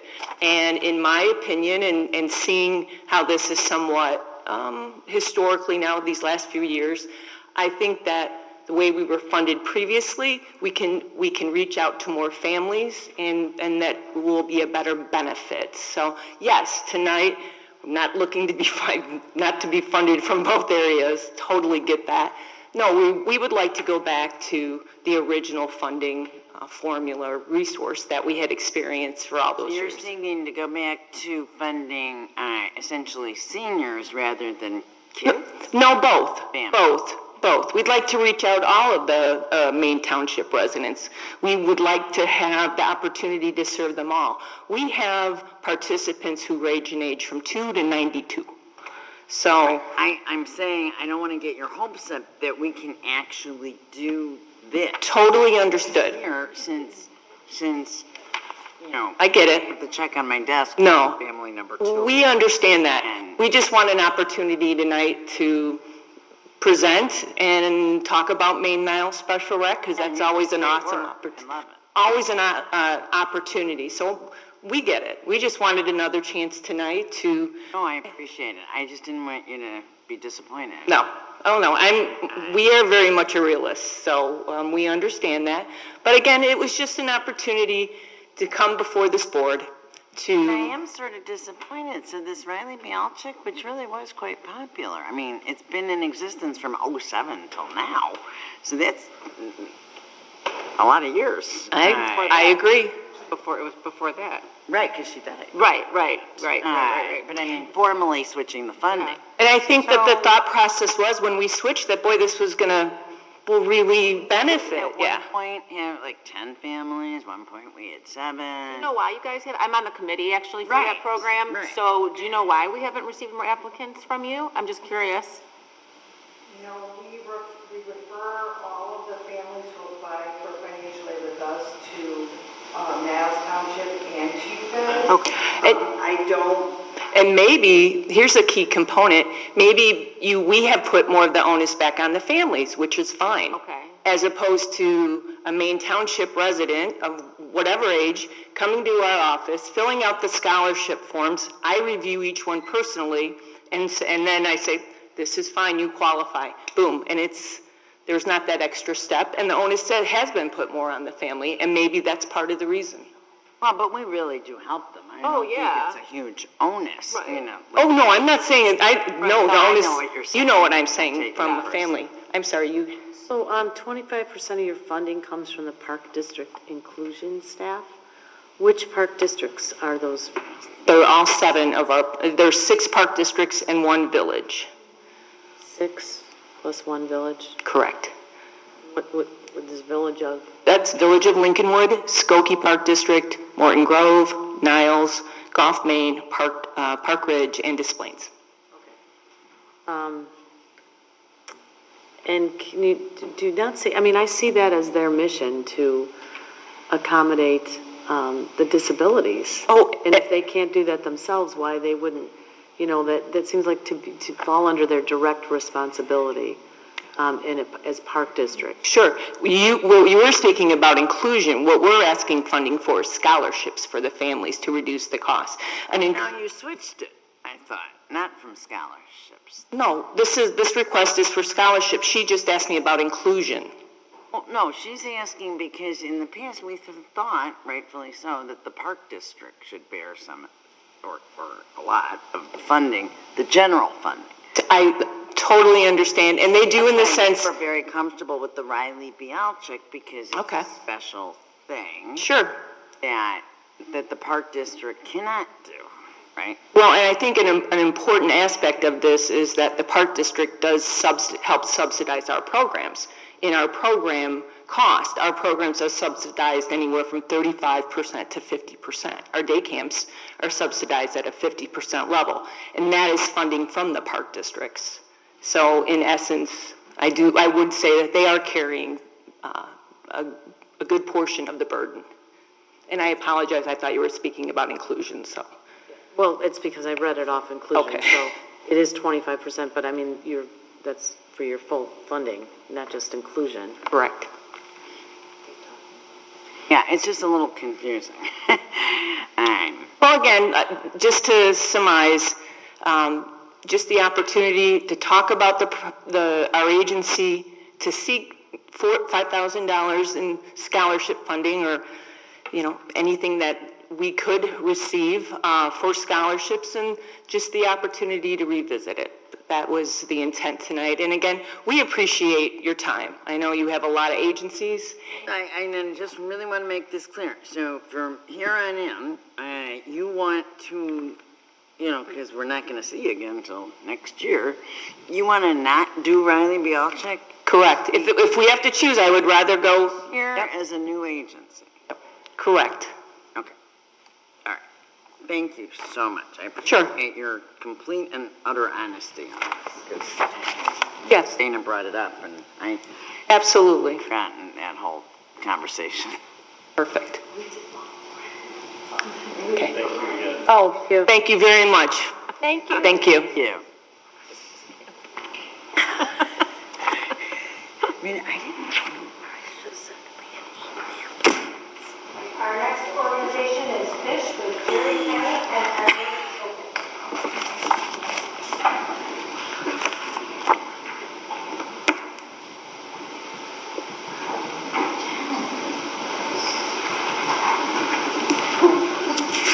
Hey. Some more money. Good evening, board members. I'm Ed Oken of Fisher Park Ridge. My associate is Jerry Kenny, our treasurer. Both of us are officers and volunteer drivers. Jerry and I have been with Fish for 15 years. Fish's mission is to provide free transportation for medical and dental appointments to residents of Park Ridge, Maine Township, within those boundaries. Now, there are 2 organizations that we make an exception for, and that is Presence Hospital and the Illinois Bone and Joint, which are outside of those boundaries. Fish of Park Ridge was founded in 1971. Yes, 47 years ago. It is through organizations such as Maine Township that Fish has been able to provide free medical transportation to those needing rides to doctor and dental appointments for the last 47 years. Maine Township began providing administrative services in 2006 when many Fish volunteer telephone people retired and Fish was near ceasing operations. These services were discontinued on June 30th, 2016 because of the retirement of the Fish coordinator. On 1/1/17, Fish was reinstated with the township, and Austin Kelso became the new Fish coordinator, and he's doing an excellent job.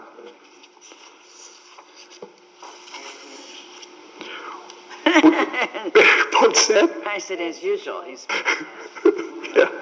We continue to seek out new clients, so we recently began running ads in the 2018 Community Guide of the Park Ridge Chamber of Commerce, the Park Ridge Park District Centennial Activity Center Bulletin, and the Park Ridge Spokesman. We are moving away from using the Fish logo and are emphasizing FISH in capital letters with a dot between each one. Friends indeed, serve and help. We are hopeful that this change will provide clear identification and understanding of our goal of free medical transportation. We project over 900 rides for the current calendar year. These will be done by our current 18 volunteer drivers who are usually retired and average an age of about 75. So we have seniors helping seniors. The average time a driver spends with a client is about 3 hours, besides the use of their car and upkeep.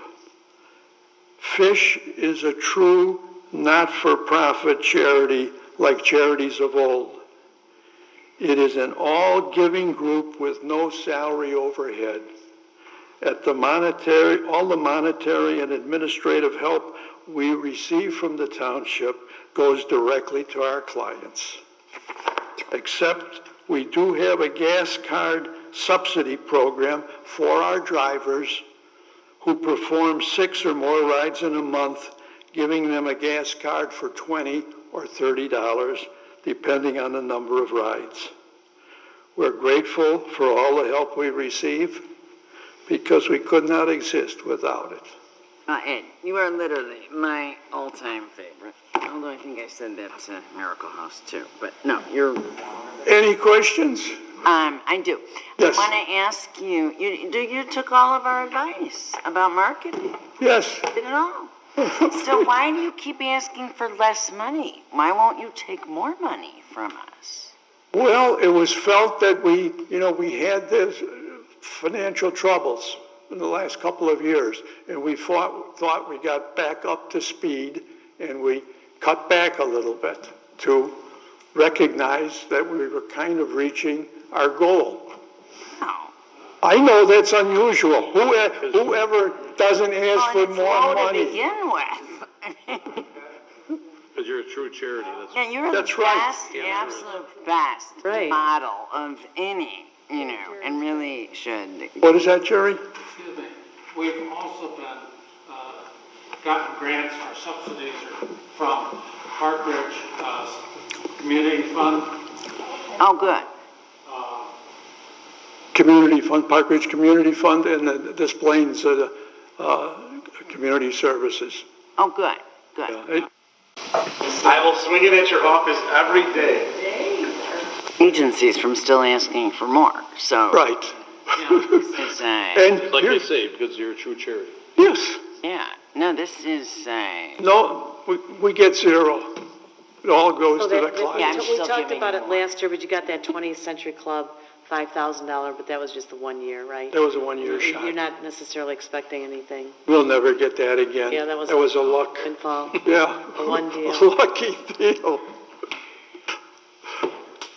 But I don't see the itemization of, the community fund is 1,000, okay. Yeah. Displaying social service.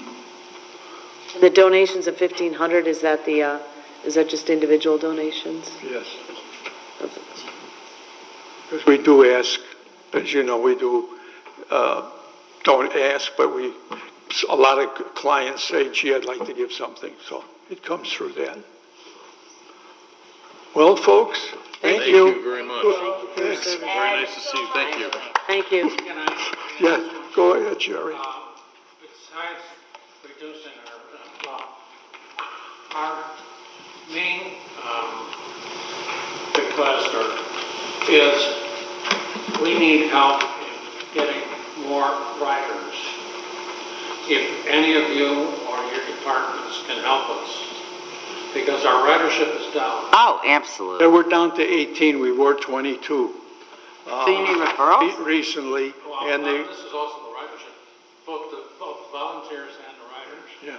Right, but you need riders. You want Drivers and. You mean drivers? Drivers or riders? Drivers. 18 drivers you have, right? Are you talking about drivers? We were at 22, and because About of, drivers. as I said, they're 75 plus years of age, and because of their own health conditions, we've recently lost 4 people. It knocks us down to 18 drivers. Now, the other part, I said that we were looking to get 900 rides this year. Now, last year, I said 1,000 rides. And the difference being, we have been losing ridership. And we're trying these different avenues, as I mentioned, to boost, get us back We'll up. put it in every one of our newsletters, and we'll make sure that each of our departments. More both. We need drivers We and need both more riders. clients and more drivers. Now, it kind of balanced out right now because the ridership is down a little bit, the drivers are down a little bit. So it's evened out, but we'd want to get both numbers back up.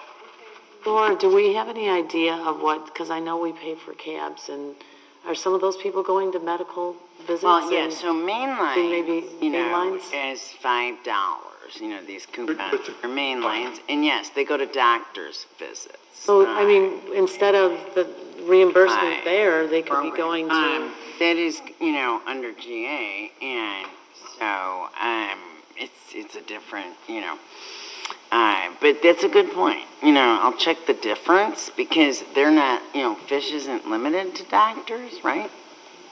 But it's doctors and dentists. Not going for Main Lines is groceries or really- anything like that.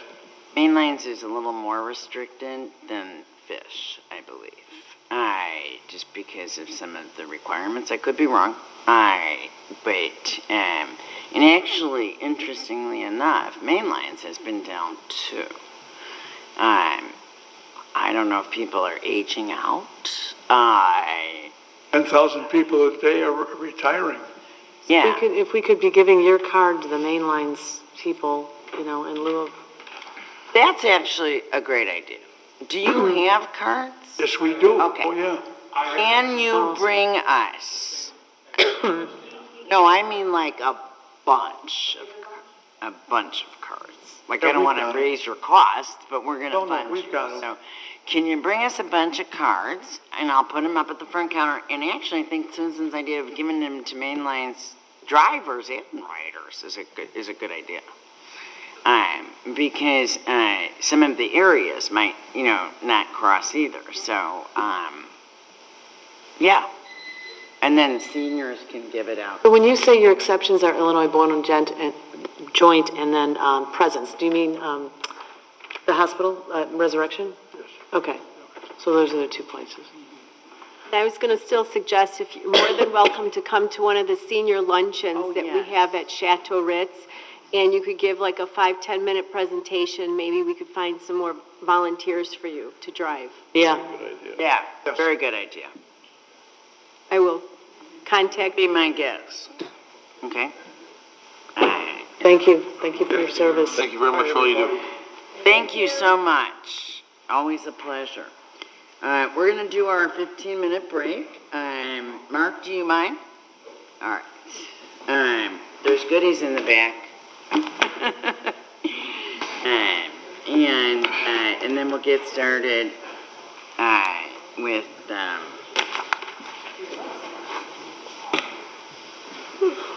and there's goodies in the back. Tonight, Christina brought Rugula and mini brownies, two of the best. Thank you. Very excited. Missing pickle. Yeah, right? Now we just, I have the pickle.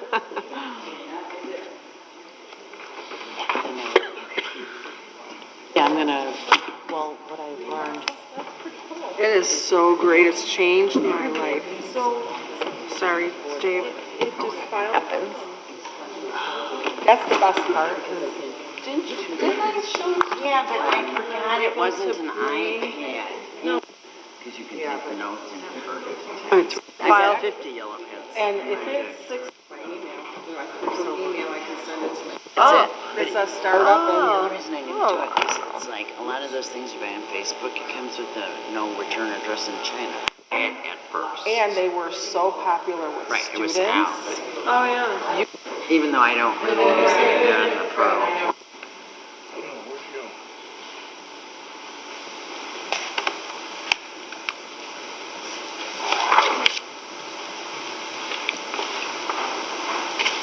Our next agency is Children's Advocacy Center, Mark Park.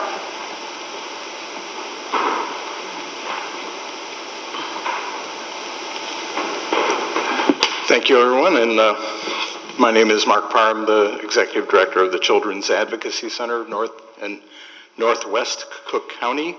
I'd like to thank you for the support you've provided us in the past and for the opportunity to talk tonight about the services we provide.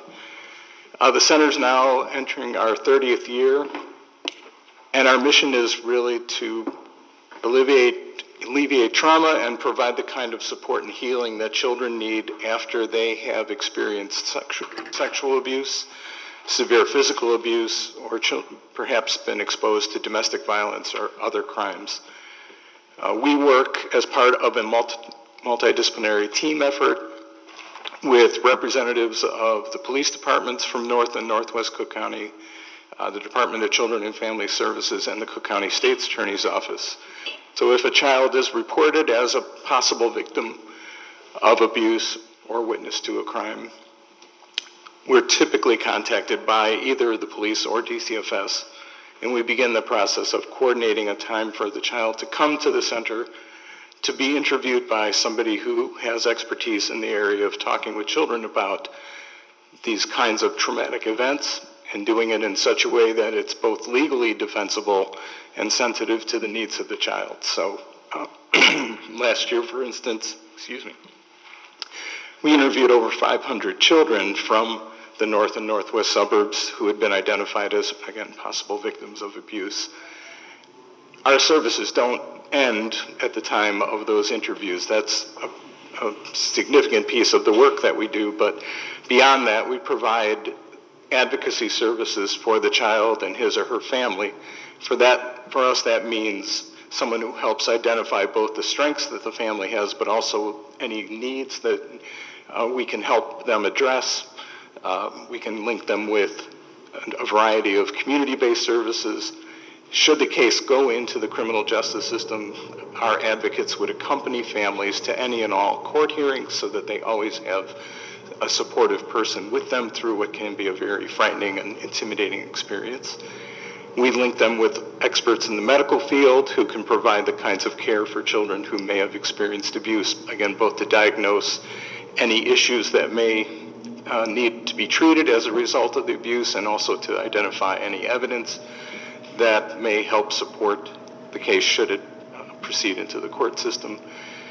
And we provide crisis intervention and just ongoing consistent support. So a family always has someone to reach out to if they need to talk, if they need advice, if they need services, Our advocates are there to try to help address those needs the best that we can. And then we also ourselves provide trauma-informed individual and family counseling and support and therapy groups for families. All those services are provided free of charge, and again, to a great degree because of the support that we get from communities and from townships that we serve. And we are a 24-hour-a-day agency, so there is always somebody on call should a child make a disclosure and that child be in danger of any further contact with the person who's accused of committing this kind of an offense, or if the police have someone in custody where they're dealing with a limited period of time where they have to make a decision about charging or releasing that person, we can get a team together in a relatively short period of time and talk with that child and begin the process of trying to identify whether or not there is a need to provide some greater intervention. We have a professional staff of master's level social workers and counselors who provide most of the services. About a third of our families have someone in the family who needs to be served in a language other than English, with Spanish, of course, being the most often requested other language. And so we do have bilingual interviewers, advocates, and therapists on staff as well. Sort of bigger picture and longer range, we continue to try to identify other areas where we feel like we can provide a service that will benefit the children and families in our communities. So this year we are attempting to, for the first time, provide some sexual abuse prevention services for young children. We're working in partnership with the ACDEC program to provide those. We're hoping to pilot that starting later this month. And then also to try to expand our Safe from the Start program, which is a program specially designed to serve young children who've been exposed to violence, most typically domestic violence. Those services have traditionally, or for the past 18 years, been provided sort of in the northwest suburban area. We're trying to set up another office that would serve mostly the communities of Evanston, Skokie, Des Plaines, communities that currently are offered the services, but because they're just available sort of out in the northwest area, it becomes a greater obstacle for some of those families to connect with us. So we're trying to make them more accessible by expanding that program. And I'd be happy to answer other questions about our... Why do you have you don't receive any federal funding at all? There is some pass-through money that starts as federal money but comes through a state organization. So we get Victims of Crime Act or VOCA money, which is federal, but it comes through the Illinois Criminal Justice Information Authority, which is our state agency that handles those funds. We also, through the Attorney General's office, have a small grant. That's also federal money from the Violent Crimes Victims Assistance Fund. What does that show up in your percentage of funding, the Illinois Justice and under? That would be under state. Under state? Yeah. So it really goes to the state, it goes through to the state? Correct. So we don't get any direct federal funding, but that's probably the closest that we get. What's the acronym? VOCA? Right, Victims of Crime Act. Yeah. Yeah. That is federal though, right? Right. But it comes through to the state? Correct. You get VOCA money? Yes. Okay. Okay. Can you comment on training? You said you have master's level? Yes. Do all the volunteers go through training, and do you certification for your? We don't use volunteers in direct service. So our paid staff, the professional staff, provide the direct services for clients. All of those folks, there are requirements both for their licensure and for our accreditation purposes. We have to show ongoing training depending on the position, it could be anywhere from 4 to about 12 hours per year. I would say for the most part, our staff far exceed that. We have a really highly motivated group of therapists and counselors who are always looking for ways to improve their skills. Trauma work can be extremely challenging, but there are some very effective treatment modalities, and our therapists really work very hard to ensure that they're up to date on all those methods.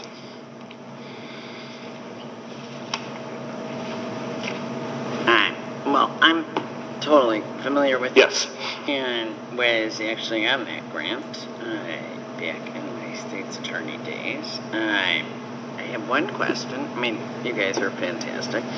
My one question is, there's a total number of unduplicated Maine Township clients directly served last fiscal year is 85. If your grant is restricted, the total number of unduplicated would be 81.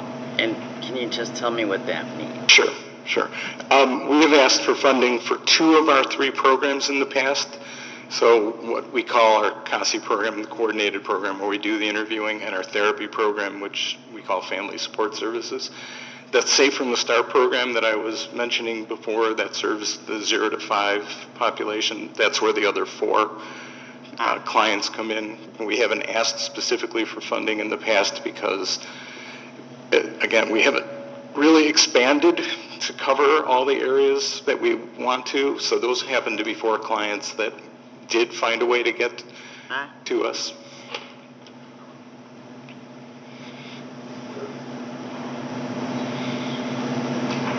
It's 5 years. Right.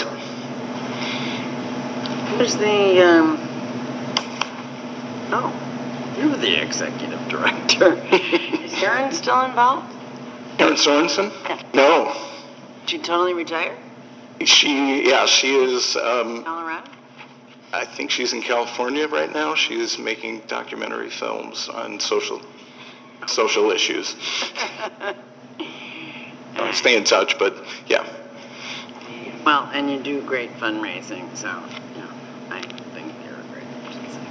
Does anybody else have any questions? Thank you, Mark. Okay, thank you. Thank you. Good work.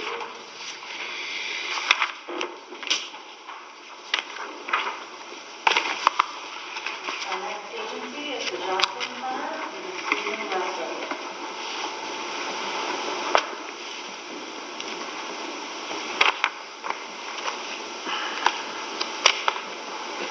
Hi, good evening. Thank you all for inviting me to be here tonight. It's my real honor. The Jocelyn Center has been in existence for 67 years. We are a community mental health center, and what does that mean? Community mental health is the first point of entry when people have a question about a loved one or themselves regarding a mental health issue. They call Community Mental Health Center. Our mission is to provide affordable mental health care services to make lives better for our clients, their families, and the community. While we focus on the community, our real focus is on those that don't have any other option, namely low-income or Medicaid recipients. A couple of facts. We have 1,365 clients. That is up 22% in the past year. We've seen a tremendous increase in the need for our services. 88% qualify for a reduced fee based on income. One of the things that we started 18 months ago was a telepsychiatry program. And the Lieutenant Governor, Evelyn Sanguinetti, came to visit our center last year and cited the Jocelyn Center for its excellence in telepsychiatry as a real way to address the severe shortage of psychiatry, which is why we are partnering with Maine Township, because of the shortage of psychiatry services.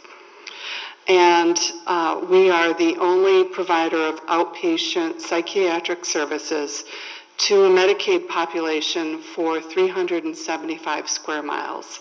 So that's Skokie to Waukegan and Lake Michigan out to Arlington Heights. It is that rare. 375. For mental health? So outpatient psychiatry. Right. For Medicaid recipients. So what does psychology in that too, or just psychiatric? Yes, both. Psychiatric and psychology. The Joslin Center, a bulk of what we provide are therapy services. So that's about 60% of what we do. Psychiatry represents 30% of our services. And then the remainder is made up of a living room, which is an alternative to the ER for people experiencing a mental health crisis. We have a summer day camp. We provide case management and community support. Age range for the living room? The living room is for adults, 18 and older. The telepsychiatry is it licensed? Yes, of course. Are they allowed to prescribe? Absolutely. Because, one of the reasons we love you, you stepped in, years back. Mm-hmm. Closing, and also didn't have waiting lists for our people, and gave us a psychiatrist. Mm-hmm. Now we're working on getting another one. So if we went to the telepsychiatry for the other one, could we do that? Because we have a waiting list now. You could absolutely do that.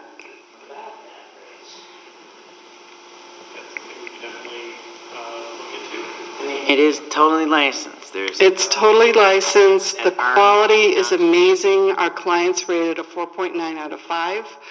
We've had amazing results from it, and we're very proud and overwhelmed by the response to the service.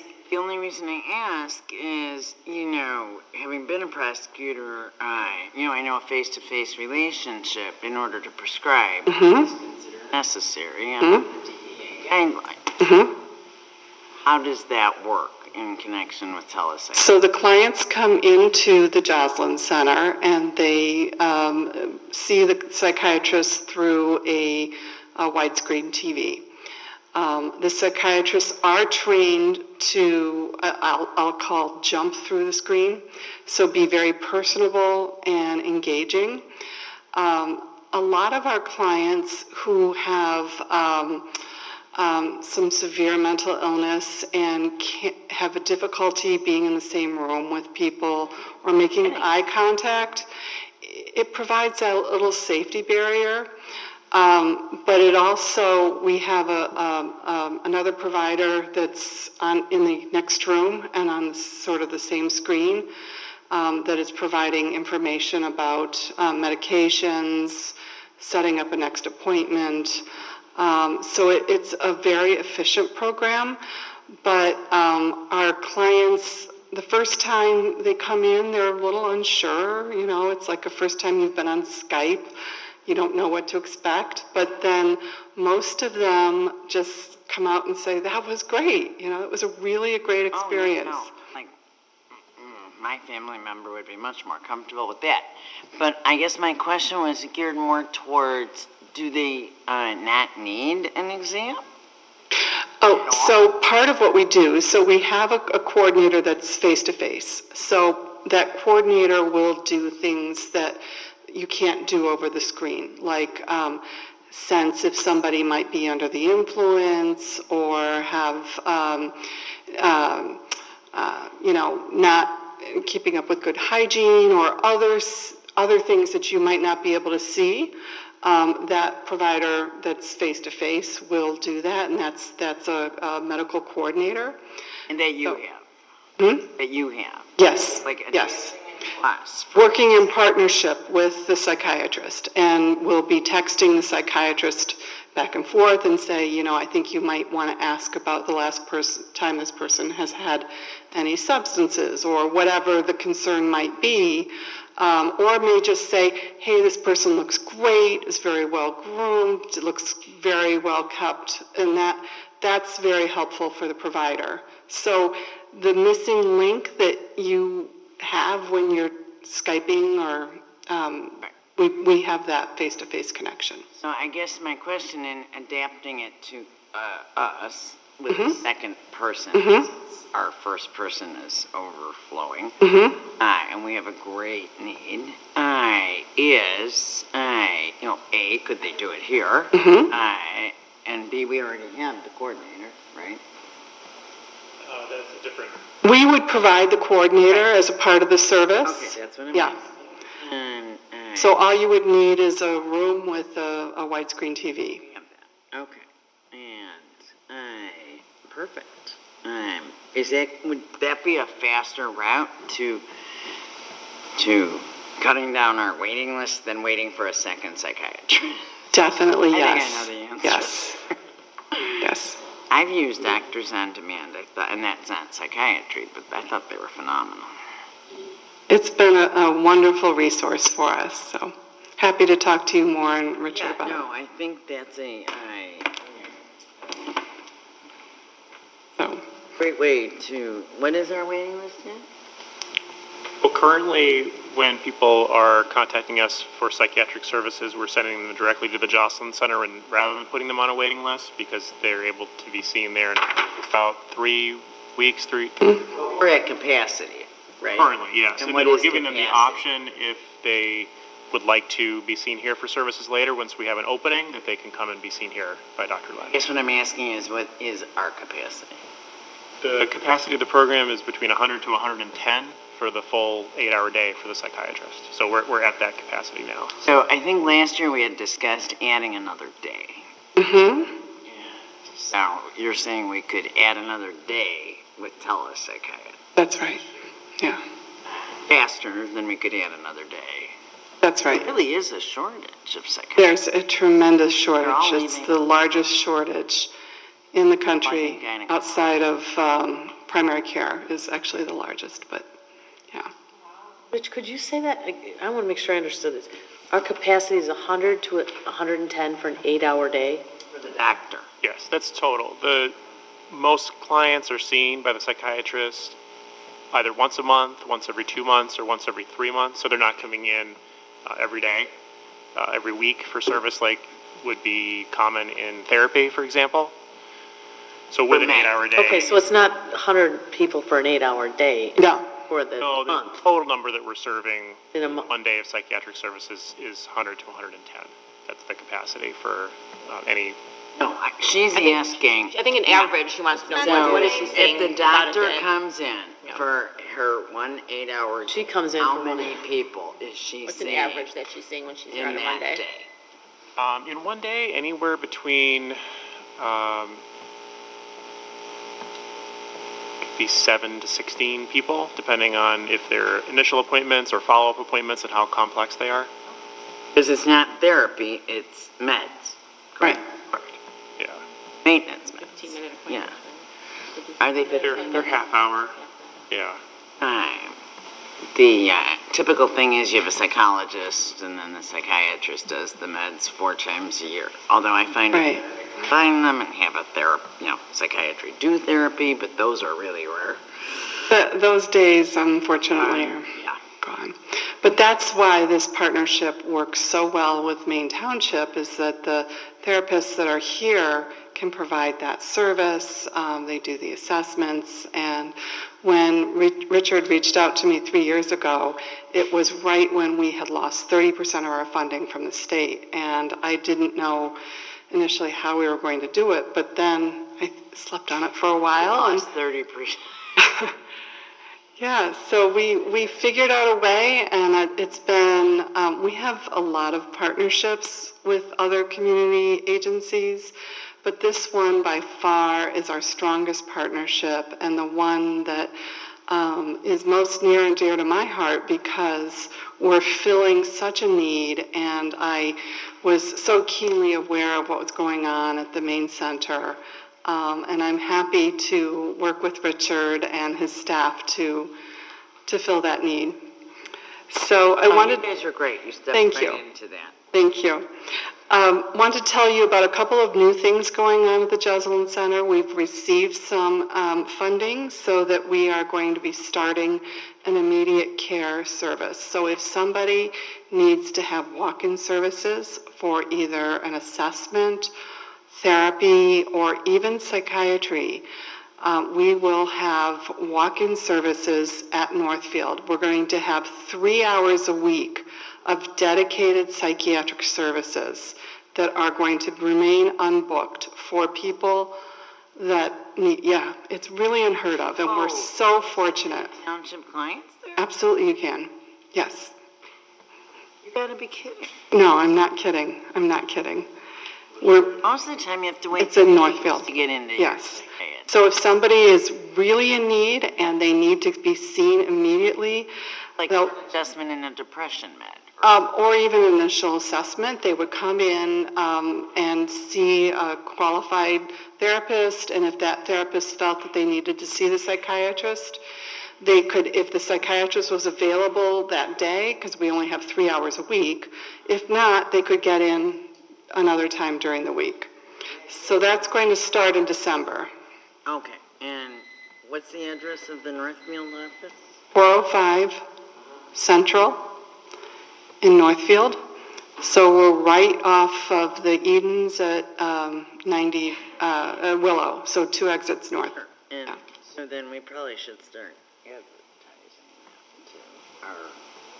Yeah, Once we're ready, we'll give Richard the information. I want to Yeah. advertise it before you're ready. So 3 hours a week, no wait list, you just walk in. Right, for the psychiatry, and then it'll be full-time for... then do that?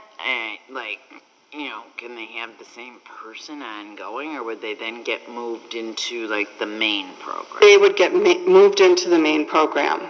But the trouble with psychiatry especially is it takes so long to get that first appointment. So if somebody is really in need, rather than have them go to the ER, we can get them in that week. So The other problem is it takes so long to adjust the meds. Right. What was the rest of your sentence? The 3 hours for psychiatry and then full-time? A full-time for a therapist. And everyone else, we have a therapist that is not booked and will be there waiting for people. And 5 days a week? 5 days a week. Or 5 days a week. 5 days a week, 8-hour days, Mhm. 12-hour days? Yes, 8-hour days. And that therapist, can you see the same person? That one is a regular therapist. That person will be dedicated to taking walk-in. So their job would be to assess the person and make a recommendation for ongoing treatment. And it's 8 hours a week? 5 days a week. 8 hours a day. 8 hours a day? Holy cow. You guys are amazing. How about you give up all that and just give us another? Well, we couldn't pick the way the funding was allocated, but some of the other things that we're doing is we're adding an elevator, we're completely renovating our buildings. So you may notice in our financials that it appears that we have a large surplus, but the money that has been donated is for some very badly needed building renovations, which have been gone unaddressed for many decades. So the pledges come in the year that they're pledged, and then we receive the money over 3 to 5 years, but we'll be doing that work. We're currently doing it right now. As I said, we have a number of partnerships. We work with Glenview Youth Services. They host our summer camp. Impact Behavioral Health in Evanston is a partner with us in supportive employment, where we work with our clients who want to work to help them find jobs and, more importantly, keep those jobs. And the outcomes for this program are superior to those in the rest of the state. And starting next week, we're going to be working with Connections for the Homeless in Evanston by providing a therapist to their homeless shelter for those people that need it 1 day a week. So partnerships are very important to me and to the Joslin Center. And again, we are so grateful for your partnership. Eric, too. Susan, I just wanted to say, for the last 2 years, it's been a really great journey, and it's interesting how, even after doing this for over 2 years, it continues to grow and change. And want to let you know, Michael Scholl, the Director of Clinical Services, has just been outstanding. As you know, we meet with him once a month and go over changes and try to refine procedures, and it's amazing how it still continues to change and evolve, and especially now with some of the new Medicaid requirements that we're all getting trained to do, as well as all of your team as well. It can change even more in the next couple of months. So we definitely appreciate your support and really being with us consistently, and not just having it be a partnership that started and then just sort of left to its own devices. It's a very active partnership, so we definitely appreciate all your support. Thank you, Richard. Thank you so much. Thank you. Quick question.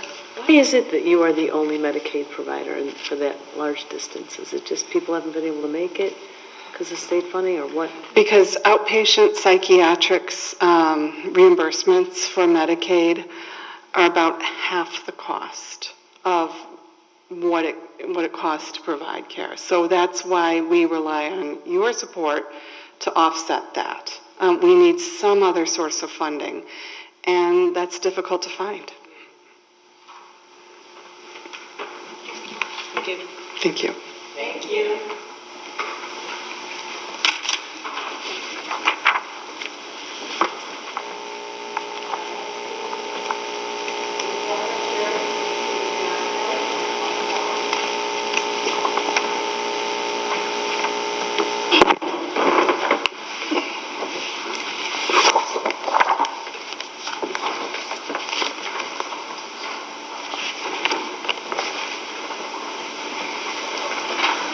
Good evening. I'm Adriana Kelly with Catholic Charities. I'm the North Regional Director, and I'm here with my counterpart, Mike Waters, representing the Northwest region. Both of our regions include Maine Township, and we are both very grateful to have the opportunity to apply for funding and to share a bit more about Catholic Charities here this evening. At its core, Catholic Charities' mission is to care for the vulnerable throughout Cook and Lake counties. In doing so, we have become a safety net for individuals and families in the communities where we are present, including Maine Township. Catholic Charities has been helping people in need for more than a century and is one of the largest private, not-for-profit social service agencies in the Midwest. When we calculate all the numbers of individuals we serve and touch with our programs, it equates to about every 30 seconds somebody coming to Catholic Charities for help. This past fiscal year, we assisted more than 800,000 individuals here in Cook and Lake counties without regard to religious, ethnic, or economic background as they journey on their paths to self-sufficiency and out of despair. We offer a wide range of programs to meet the urgent needs of those whose lives have become disrupted by unplanned events such as domestic crisis, unemployment, fire, or who, for any reason, are in need of emergency food, clothing, or shelter. A few of our agency-wide highlights include serving over 2 million meals to the hungry throughout our network of food pantries and soup kitchens. We assisted over 364,000 seniors, helping them maintain a high quality of life and to live independently. We provide venue for 115,000 children to learn, discover, and grow. And we've worked with over 9,000 veterans to find housing and provide job training.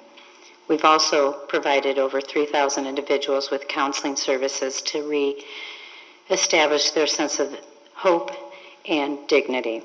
We simply could not reach the number of those we help without contributions from individuals, supporters, organizations, foundations, corporations, and grants from government agencies, municipalities, and townships. Your funding will help us supplement programs aimed at alleviating hunger for the underserved and poor within the north and northwest suburban Cook County, including Maine Township residents. This will enable us to continue to fill the most basic need of our clients and community members that come to us for help. At this time, I'm going to pass over the mic to Mike Waters, who's going to delve into more of the details of the services we provide right here in Des Plaines. Good evening. Thank you for having us here. So the Catholic Charities Office in Des Plaines serves more than 35,000 people a year, and that's without regard to religious affiliation. You don't have to be Catholic to get help from Catholic Charities. You just have to be in need. More than half of those people, nearly 19,000, are from Maine Township. The three biggest programs at our office on Rand Road are the clothing room, the food pantry, and our twice-weekly suppers. The food pantry and the suppers, along with our holiday meal distributions, are collectively known as our Nourish Your Neighbor program, and that's the program for which we're seeking your support. Our Nourish Your Neighbor program helps families struggling with food insecurity, which the federal government describes as a limited or uncertain availability of nutritionally adequate food, which is a bureaucratic way of saying they may not know how they're going to put dinner on the table tonight, or how they're going to be able to afford to buy groceries next week because the rent's also due and they don't have enough money for both. And make no mistake about it, food insecurity is an issue in Maine Township. In Niles, for example, 9.5% of households are food insecure, according to a 2014 study by the Greater Chicago Food Depository. The food insecurity rates are 8.1% in Des Plaines, 6.5% in Park Ridge, and 6% in Glenview. So that's why the Nourish Your Neighbor program is so important. Between them, the three components in the program distributed more than 225,000 meals to 25,000 people in the fiscal year that ended June 30th. More than 14,000 of those people, 56%, were from Maine Township. Clients can come to our food pantry once a month for a 4-day supply of food that's worth $100. They get canned and dry goods, fruits and vegetables, meat, bread, and dairy products.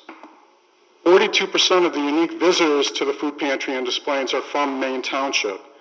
But township residents also are the most frequent visitors to our pantry, so they make up 58% of the total visits. Some of the food we distribute through the pantry is donated, but most of it is purchased from private sources, including the Greater Chicago Food Depository. The Food Depository offers us discounted prices, which means that the money we raise has extra buying power, but still it costs us nearly $6,600 a month to operate our food pantry. Shortly after the holidays, we'll convert to being a choice pantry, where people can select the foods they want rather than being given pre-packed bags. That'll reduce waste because clients will no longer receive food they don't want or need. And more importantly, it enhances their dignity by giving them some control over the process. As part of that change, we want to expand our food selection, which will make donor and grant support for the food pantry that much more important. Our supper program offers a hot, nutritious meal every Tuesday and Thursday night. Clients can come as often as they want, and in fact, a lot of them are regulars. More than 6,200 people came through our doors in Des Plaines for the supper program last year, and about half of them were from Maine Township. Because many of them got an extra meal to take home or a sack lunch for the next day, we distributed more than 12,000 meals through that program. For many of our clients, our suppers are about more than the meal. It's also about companionship. That's especially true of the senior citizens who make up about a third of the clients at our suppers. Many of them live alone and they may not have family support in the area, so they are each other's family, each other's support. They sit together, they look out for each other. If somebody doesn't show up for a week or two, they'll try to find out what happened to them. We have 2 dining rooms for the suppers, and a few months ago we designated one of them as a family room. And since we started doing that, we've been getting more and more families with children coming to our suppers. The room is brightly painted, has a beautiful mural, and it has bookshelves stocked with donated children's books. We let every child take a book if they'd like. You'd be amazed what it means to them to see their faces light up in a smile just from the simple act of getting to take a book home. Things that we take for granted can mean so much to our clients. And that's another, we also offer tutoring during the Tuesday night suppers, and we'll soon expand that to Thursdays. So children who come with their parents for the meals stay for tutoring and mentoring with trained volunteers and adult supervisors. So that's another important aspect of our Nourish Your Neighbor program. It connects our clients to other services offered during the suppers or when the food pantry is open. These include health events like blood pressure screenings or flu shots, nutrition education, legal seminars, immigration assistance. Our food programs also serve as a gateway for clients who are connected to more intensive case management or counseling services. Together, these programs provide tens of thousands of meals to Maine Township families who otherwise might struggle to put food on their tables. They also provide vital help with the household budget. Every $100 worth of food that somebody gets from the food pantry, or every meal they get with their family at the supper, puts money in their pockets to help pay for rent, transportation, or other household needs. Despite the economic recovery, these are tough times for our clients. Many of them are seniors who spent their lives living paycheck to paycheck and are now trying to get by on Social Security. Many of them are working poor who are working, toiling at 2 or 3 low-paying jobs and still struggling to make ends meet. The fair market rent for a 2-bedroom apartment in this area is about $1,300 a month. So if you go by the old rule of thumb that 30% of your income should go to rent, should go to housing, that means you'd have to make about $25 an hour to afford that apartment. For people without a college degree or without a skill in a trade, those jobs don't exist anymore. So they're working 2 and 3 jobs, still can't make it, so they come to our food pantry, they come to our suppers to try to help make ends meet. And you could help us help them by supporting our Nourish Your Neighbor program. You heard my colleague talking a little bit about the numbers. Catholic Charities is a big agency. We have a budget of about $200 million a year throughout throughout Cook and Lake counties. But the bulk of that revenue comes from state and federal governments for programs that we manage on their behalf. They hire us to run social service programs because we can do it better and more effectively than they can. But that also means that the money we get from them is limited for use in those specific programs. So the Nourish Your Neighbor program, the one that we're looking for your help from, is expected to stand on its own, which means we rely on foundation funding and local government grants. The $25,000 we've requested from you basically represents the gap between the program budget and the funding that at this point we know we've received. So, I'll start off the questions. Mm-hmm. And, one of the issues is the $210 million budget, obviously. And Right. I understand you want for a specific program. Now, and you do great work. There's no question about it. However, the specific program, we do much of this. In other words, so paragraph, on the addendum, paragraph 1, we have a food pantry. And our food pantry is open to all Maine Township clients. The number 3, we do that as well. Turkey at Thanksgiving, turkey at Christmas, and we give, instead of, we used to give side dishes with all the different ethnicities. We now give a restricted, all these gift card that they can purchase whatever side dishes they want. So we do 1 and 3. We don't do, the hot, nutritious dinners here. However, looking further down, you talk also about tutoring and mentoring. That's not on Tuesdays, on Mondays, I believe. And the voucher book's good for $25 if so, we really do try to save our limited resources for, agencies that don't duplicate our services. Yeah, And I'm just curious because you've never come to us for funding before. And I would assume you had looked and no, we have a food pantry and also a GA program that picks up with the food, they're 2 different programs. And I think there's Pads in Park Ridge that does the dinners. journey from pads to hope. And so it's no disrespect. It's just, I think it's something, that we'd be in competition with ourselves. Well, I really don't think we're competing with each other. We refer clients to other pantries as they refer clients to us because we give people a 4-day supply of food. I'm not sure about your pantry, but... A big box out twice a month. So... But they can come for emergency food any day of the week. So we're not able to meet everybody's needs just as probably any other pantry in the area is not. So many of our clients are going to multiple pantries to try to meet their needs. The fact that so many people from Maine Township are coming to our pantry suggests to me that the need is still there. It is by far, largely because of proximity, but the largest share of our clients are coming from Maine Township. Well, you mean because they live in Des Plaines? Des Plaines, and it's because of, right, because Maine Township is the township that includes our office, so Des Plaines and Park Ridge and Niles. You can say there's a very large portion that also go to Des Plaines' other food pantry, right? In our experience, that the clients that are coming to our food pantry or suppers that are coming to your food pantry, they are supplementing their limited income. So they are going to multiple food pantries.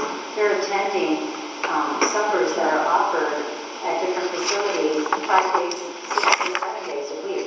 So I don't think that we're competing with each other. We're actually complementing and filling the gap for each other's programs, and we're actually lower down in, applicants, so actually I do. And I don't know what the screening process is, that you have, which I assume is the same as ours, 300% of poverty. There are income guidelines. I don't know. I'm not sure what they are offhand. We ask people to attest to the fact that their household income is below whatever the specified level is for their household size. We don't ask for proof of income. No. Okay.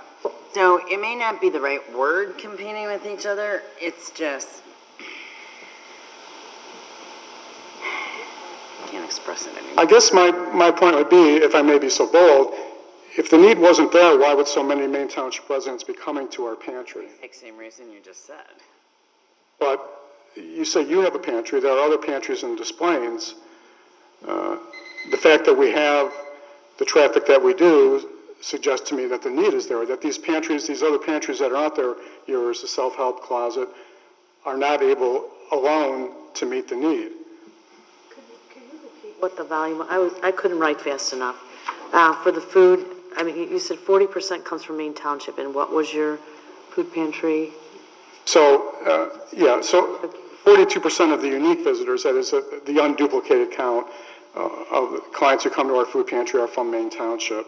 And what was the total amount then? And then because people from Maine Township are our most frequent visitors, the total visits is about 58%. Of what number?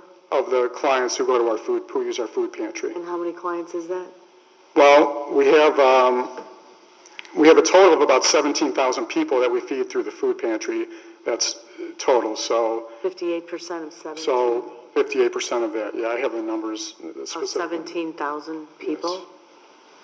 That's a. So those are the total number of people in the households that use our food pantry. Wait, I'm sorry. What's? And that's on an annual basis. Yes. So annually, we feed about over 17,000 people through our food pantry. The numbers that are listed in the application are, those are unique clients, unduplicated. So figure out, well, actually, you have 2,747 here, right? Right, so that's the unduplicated, right? Yeah. So how do you figure out that they're Maine Township clients if you don't require paperwork? No, for the food pantry, we do require paperwork. We just don't require them to provide, check stubs or proof of income. We require them to provide proof of residency. Got it. And so we enter them into a database. So are you able to give a breakdown of those 2,747 with respect to how many come for food boxes as opposed to the hot nourishing meals? Just an estimate. I mean, is it? Meals was something, was 6,200 a year, 12,000 Yeah, the meals. numbers are not making sense to me. Well, okay. So we have two different numbers we have. We have the unduplicated count, which is where, so if somebody comes to our food pantry 10 times during the year, we're only counting them once. So the unduplicated totals for the food pantry, the suppers, and the holiday meals are about 6,200. It's a little bit higher, actually, than what we put in our application. Well, okay, now I'm confused. I'm sorry, say that again. It's 6,200 is for, is for all of those services. Supper plus food pantry. So tell me the number you're looking for. On page 1, it says, total number of unduplicated Maine Township clients directly served. Right, okay, so 2,822. Then if your grant is restricted, the total number becomes 2,746. Right, so those are the number of unduplicated Maine Township clients for the food programs. Of those, just for those 3 food programs, the food pantry, the suppers, and the holiday meals. Of those, about half, about almost 1,500 are the food pantry.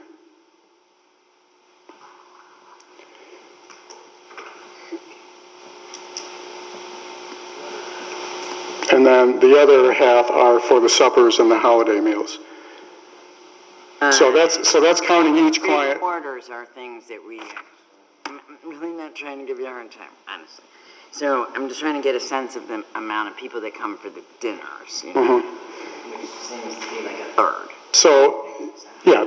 So for the dinners, it's about 900 unduplicated a year. Now, again, so that counts every client only once. A lot of our clients are regulars. So if you look at the duplicated number, that is the number of people who actually count them for every time they come, it's about 3,300 per year for the suppers from Maine Township, because many of our clients do come on a fairly regular basis.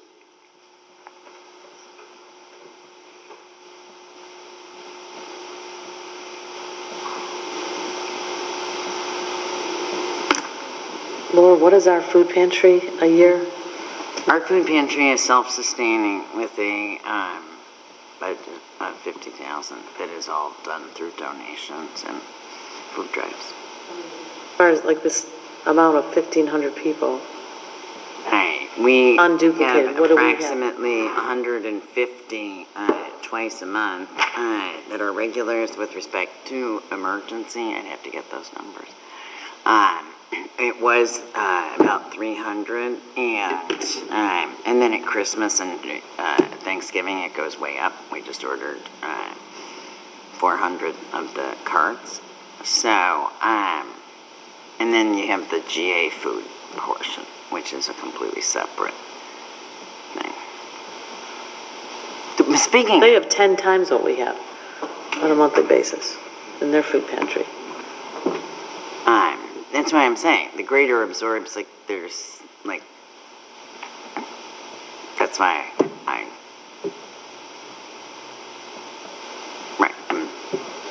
not trying to argue with you. No, that's fine. I understand what you're saying, and I guess my response again would be that I'm not seeing that I don't see this as a duplication of services, that we are supplementing each other, that we are probably serving a lot of the same people, but they need help from both of us. So if the clients who are coming to your food pantry are also coming to our food pantry, what would happen if our food pantry didn't exist? Don't know that.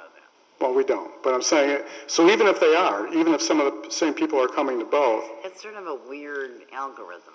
Well, really, I guess duplicative is not what I'm trying to say. So we have so many agencies, that have a budget of 7,000 or 5,000 or, Yeah, well, or really we're their only source of funding. And and I think it's fabulous what you do. And I would respectfully ask that you not be blinded by the big numbers before you, because our programs are expected to stand on their own. And so we have to, our total budget for these programs is about $110,000, and we have to raise that money in order to be able to continue offering these programs at the current levels.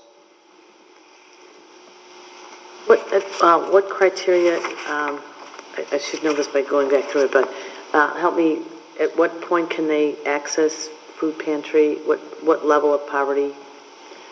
Would they be 150% or? I'm sorry, I don't know the specific income levels offhand. There are income eligibility guidelines. It's the same one that applies to all Greater Chicago Food Depository pantries, but I'm not sure what those are. I could get back to Christina with those numbers if you'd like. Okay, thank you.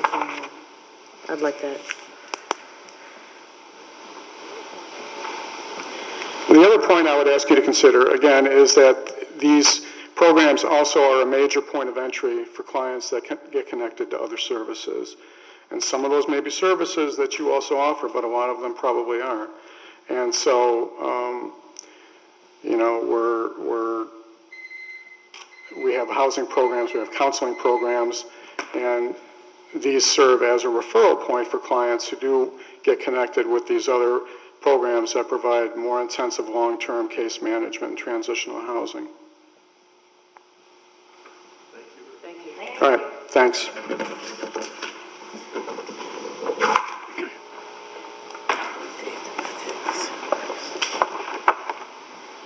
Yeah.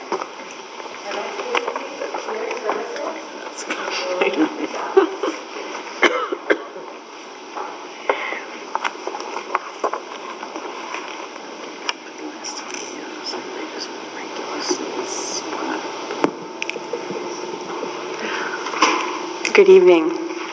My name is Maureen McDonald. I'm the Executive Director of Peer Services, and we are the community-based substance abuse prevention and treatment program serving Maine Township and the north suburbs, focusing primarily on the low-income population. And through a combination of multiple funding sources, we figure out how to make that work. We've been in business for 42 years. And we provide hope and pathways out of danger for teens, young adults, working people, parents, families, and even grandparents. Today, we have clients ranging in age from 12 to 88. And I'm actually going to share a story with you about our 88-year-old client who is served in our Glenview office in a little bit. So we provide individual and group substance abuse counseling services at our office in Glenview. That's the closest office for Maine Township residents. That also includes DUI services, which I believe was at the encouragement of the Board of Supervisors that we add that service. We also provide substance abuse counseling on site at Frost Academy, part of the Maine Township School District. Overall, the results of those services, the way that we think about them and articulate our impact is first the decrease in use, which usually comes about by an increase in other coping skills. People get involved in using drugs and alcohol because their coping skills, their core coping skills have failed them for one reason or another. Their life circumstances are overwhelming, they're in new circumstances, loss of a job, loss of a spouse. And so we help them sort of get regrounded and shift out of that pattern, that destructive pattern. And along with that comes usually an increase in involvement in school or work, and really important, an increase in social support. People whose coping skills are failing them often get really isolated, and that tends to lead to a downward spiral. And so we work with them at reversing that. One piece of good news I wanted to share is that we increased the number of people, of Maine Township residents that we serve from the previous year to this past year. It doubled. That's good. I understand why you might have that reaction. Yeah, Speaking of the DUI service. Right. That's good news for me. Yeah, it's a little bit complicated because but I think if I thought that the amount of need had changed, then I might agree, that it's a measure of concern, but I actually. Your ability to. Exactly, yeah. So we we had a number of part-time positions and we consolidated them, created a full-time position in our Glenview office. And that person provides the DUI services, the other group services. DUI in the Glenview office? Yeah. I'm so thrilled. Yeah, yeah. Yeah, and it's quite consistent. Yeah. Because when I used you, I had to go through a little bit of a fight with the court because of the CSI. Central. Yeah, Central States is our primary. Yeah. All right. So number one, that. Number two, then the screening, risk assessment, plus the hours that I had to send this kid to Evanston. Ah, okay. So they can do that all now. Yep. Awesome. Great. Yep. Yeah, and the easier you make it, the more hours of service you have, the less barriers, the shorter the waiting list, it all makes it more likely that a person in crisis is actually going to take you up on the service. And successfully complete. Yeah, exactly. And whether it's, from a court mandate that creates an awareness of a need to do something different, or a family member, or just an intrinsic, decision that I've done this long enough, I need to do something different. Let's see, so more than 80% of our clients are low income, and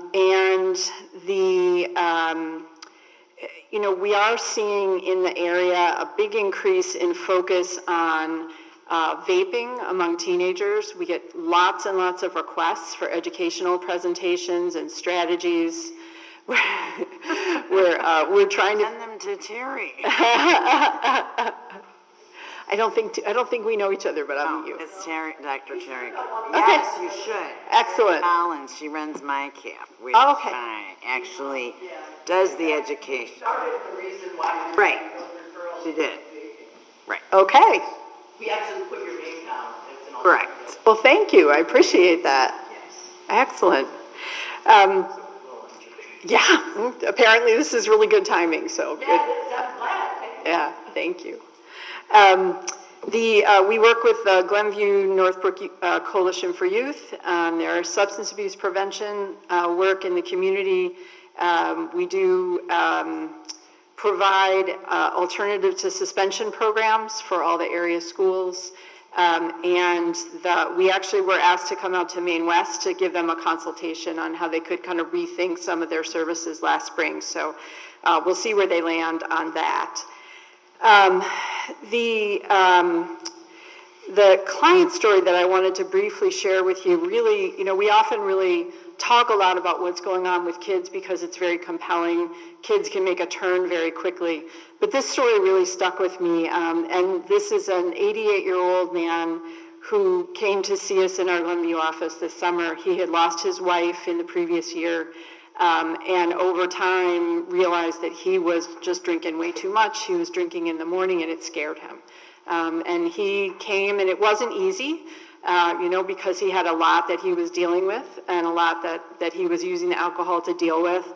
But he came for individual sessions, he came for group for a while, and we were able to engage his family. And so his family was a really important part of his recovery process. And he is now in a really good place and is able to give support to his family, to others. He continues in his recovery support, but I'm not even sure I could say exactly why it moved me so much, but that somebody at 88 could say, you know what, this isn't working for me and I need to make a change. I just find that really inspiring.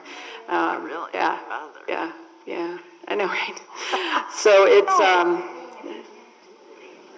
yeah, right?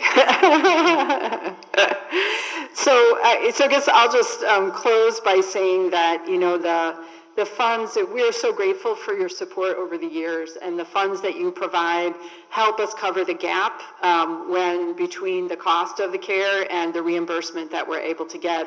We don't turn anyone away for lack of ability to pay, which means we have to raise money to cover the rest. So we really appreciate your recognition that this is an important service for Maine Township residents. I think I'll stop there and take questions.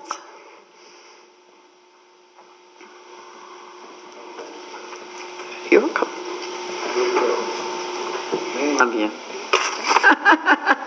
Well, we love being loved. Thank So, you. so I'm going to go. I'll take that bet. Yeah, I won't. Don't I ask won't. you anything. I'll say nothing. Thank you all, and I am going to go make a little networking connection here.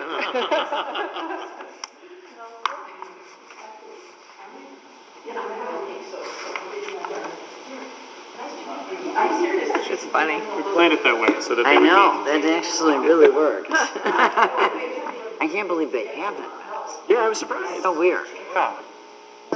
That Terry Collins has not met. Yeah, because she's at Frost. Right. I mean, it's amazing. Right there. That's where Maine South is.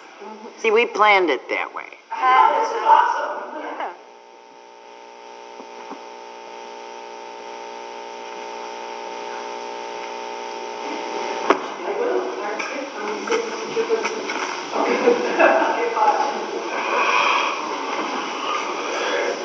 And next we will have Maine Community Youth Assistance Foundation, otherwise known as McGrath, with Terry Collins. You dropped your pen, I don't know, special.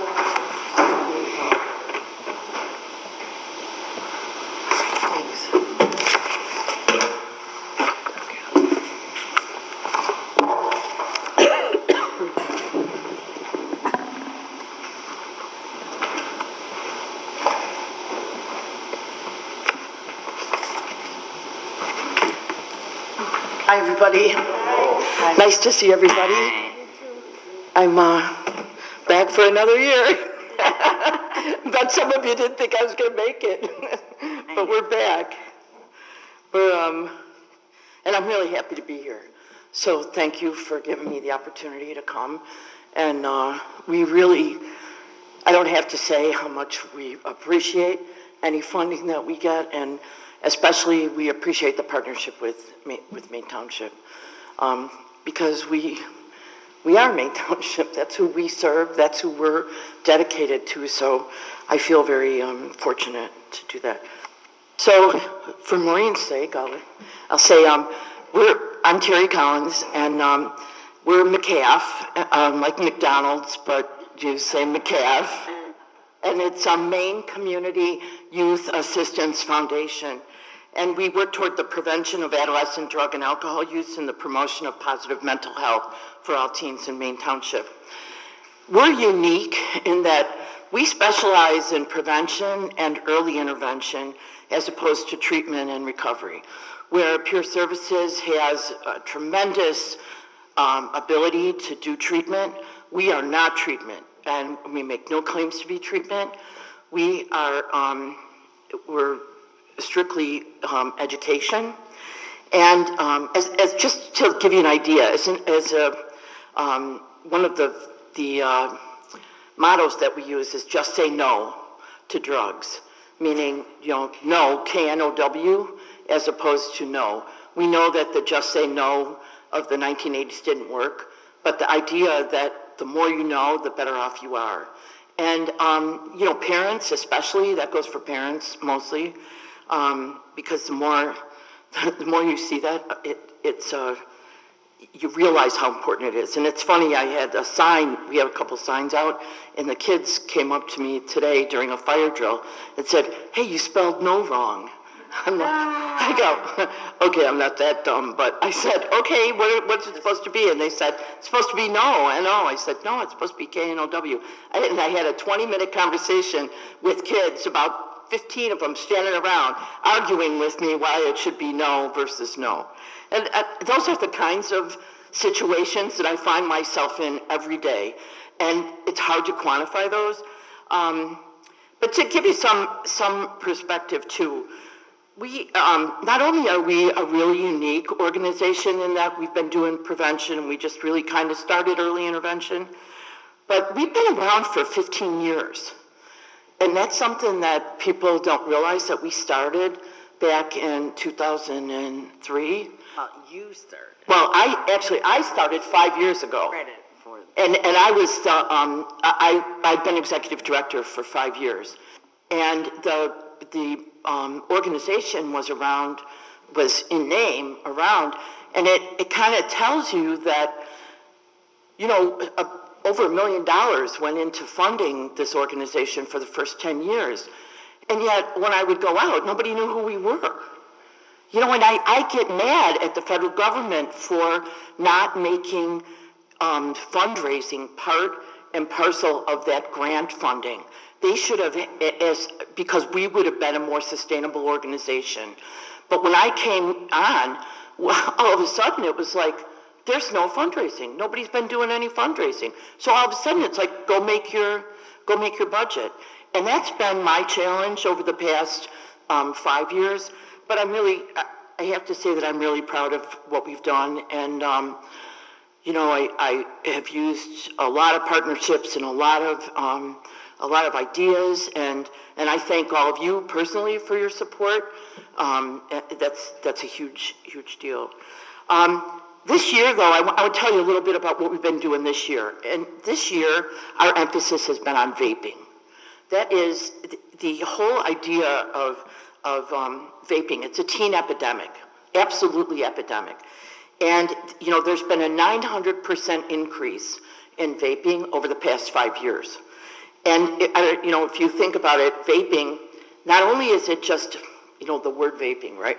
But it's the use of an electronic battery, and you heat up a liquid, and it's got a filter in it. So this filter becomes an aerosol, and it goes into your lungs. Well, the thing is that when you think about that as a technology, don't think of it just as an act of vaping. Think about it as a whole technology, that we are eliminating matches, eliminating all of that stuff from our world, and we're going to batteries. Batteries that are going to fundamentally change the way that people interact with drugs. So when you look at pods, and you look at a pack of cigarettes, a pod, I don't know if you've seen this, but a pod is equivalent to a pack of cigarettes. Well, that was started because China, tobacco is their biggest crop. So what they started to do was extract nicotine from that and provide e-juices, which now are a way to be heated by a battery-powered electronic device.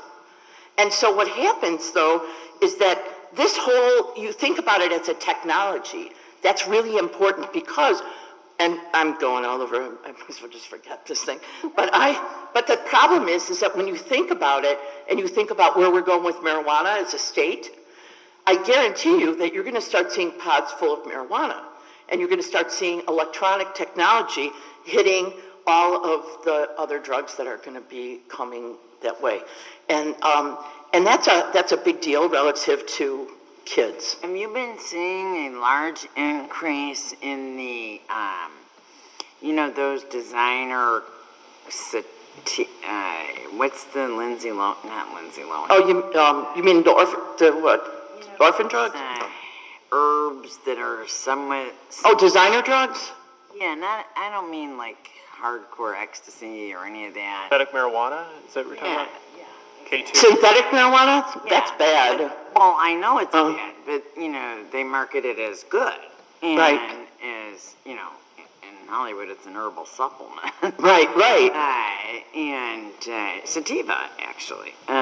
So have you been seeing? We don't see, so the biggest thing that we see, we use the Illinois Youth Survey as our metric base for... Do you think they tell the truth on it? Yeah, I do. It would be hard to lie year after year after year when your classes change.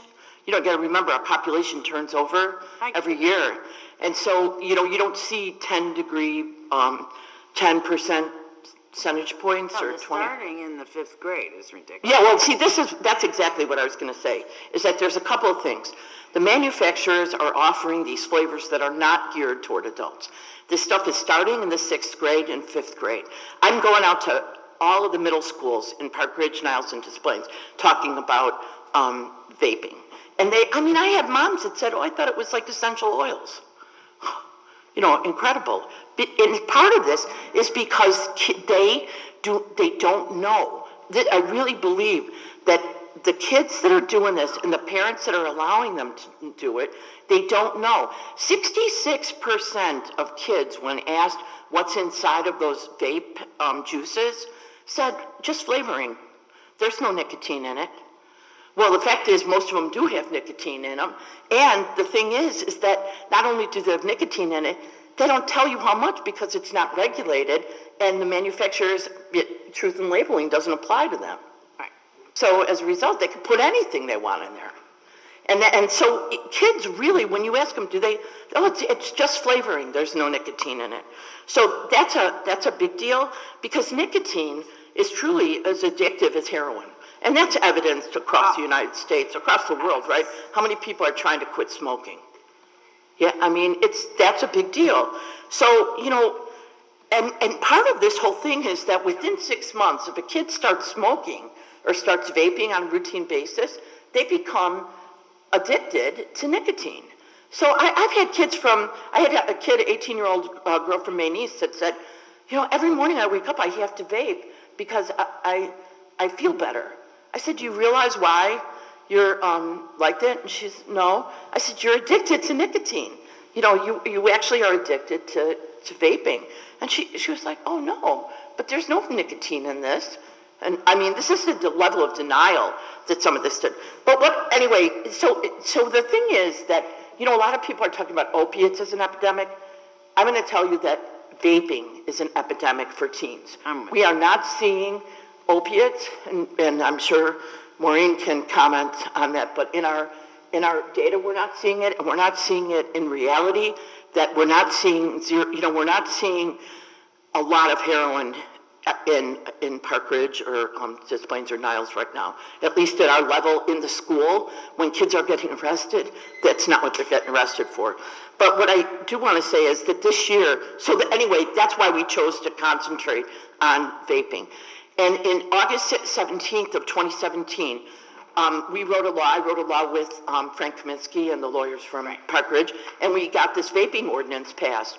And so now what happens is we got $500 fine or you take the class. And that's where the class comes in, is that I can't do every single class, so I send them to peer services. And or send them. Services can do that class? They could, but I wrote the class, and so I mean I don't know how easy it is for you to just. I said I read the whole blog about it. Yeah, so you know about it. Yeah, exactly. But what I wanted to point out is now Des Plaines took it up too. So Des Plaines has the same ordinance, and they have a $250 fine instead of $500. And the good news is, we've offered, in 2018, I've offered 11 classes. I had 88 students that had gotten suspensions. No one took the fine. They all took the course. And I had 128 parents come, which is awesome. And I'm so happy because, you know, I designed the class and we talk about the teenage brain. I show everybody what the stuff looks like. I talk about the chemistry of the vape oil. I talk about the peer pressure and choices, and then we talk about goal setting. And it's really, it's a 2-hour class, and it's really pretty powerful in the sense that we've had overwhelmingly positive reviews from the parents. I won't say the kids share that necessarily, but I don't think they really share. They walk out and they go, it's not bad, which is positive. Does Maine South does not allow kids to have vapes in school? Right, no, we don't. Maine South, Maine East, and Maine West, all 3 high schools now are on the same page because Maine East and Maine South both fall under the jurisdiction of the Park Ridge Ordinance. because it's in Park Ridge, and Maine West now falls under the Des Plaines ordinance. Prior to the ordinance, they did allow it? No, it wasn't even in the law. It didn't exist. That was what was so funny. The only thing that existed in the law was that if you had a cigarette and you were 18 years old, you got a $100 fine. I'm sorry, Kim, did you raise? Well, I just want to say, if I remember correctly from speaking before, we're very fortunate to have you because you are a scientist by nature and by profession, a chemist for pharmaceutical companies, right? Yeah, right. So you really know what you're talking about. In fact, what I'm going to do right now is I'd like to write a paper on what we're doing because there is so much. I really am proud of what we've done in Maine Township because we're doing something about it. The rest of the country is saying, oh my God, we got a big problem. We got an epidemic with vaping. Yeah. You know, Jewel is going to go talk to the company and talk to the FDA. We're actually put a consequence in for these kids that made a difference. And I think that, I really believe that makes a difference. And with all of the biological problem, you know, there are no longitudinal studies right now that are going to tell you that you're going to get cancer from vaping in the year 2020. Yeah, it was invented to stop smoking. Exactly. That's what's so. And that's part of it. You know, we don't know what else is out there. We don't know.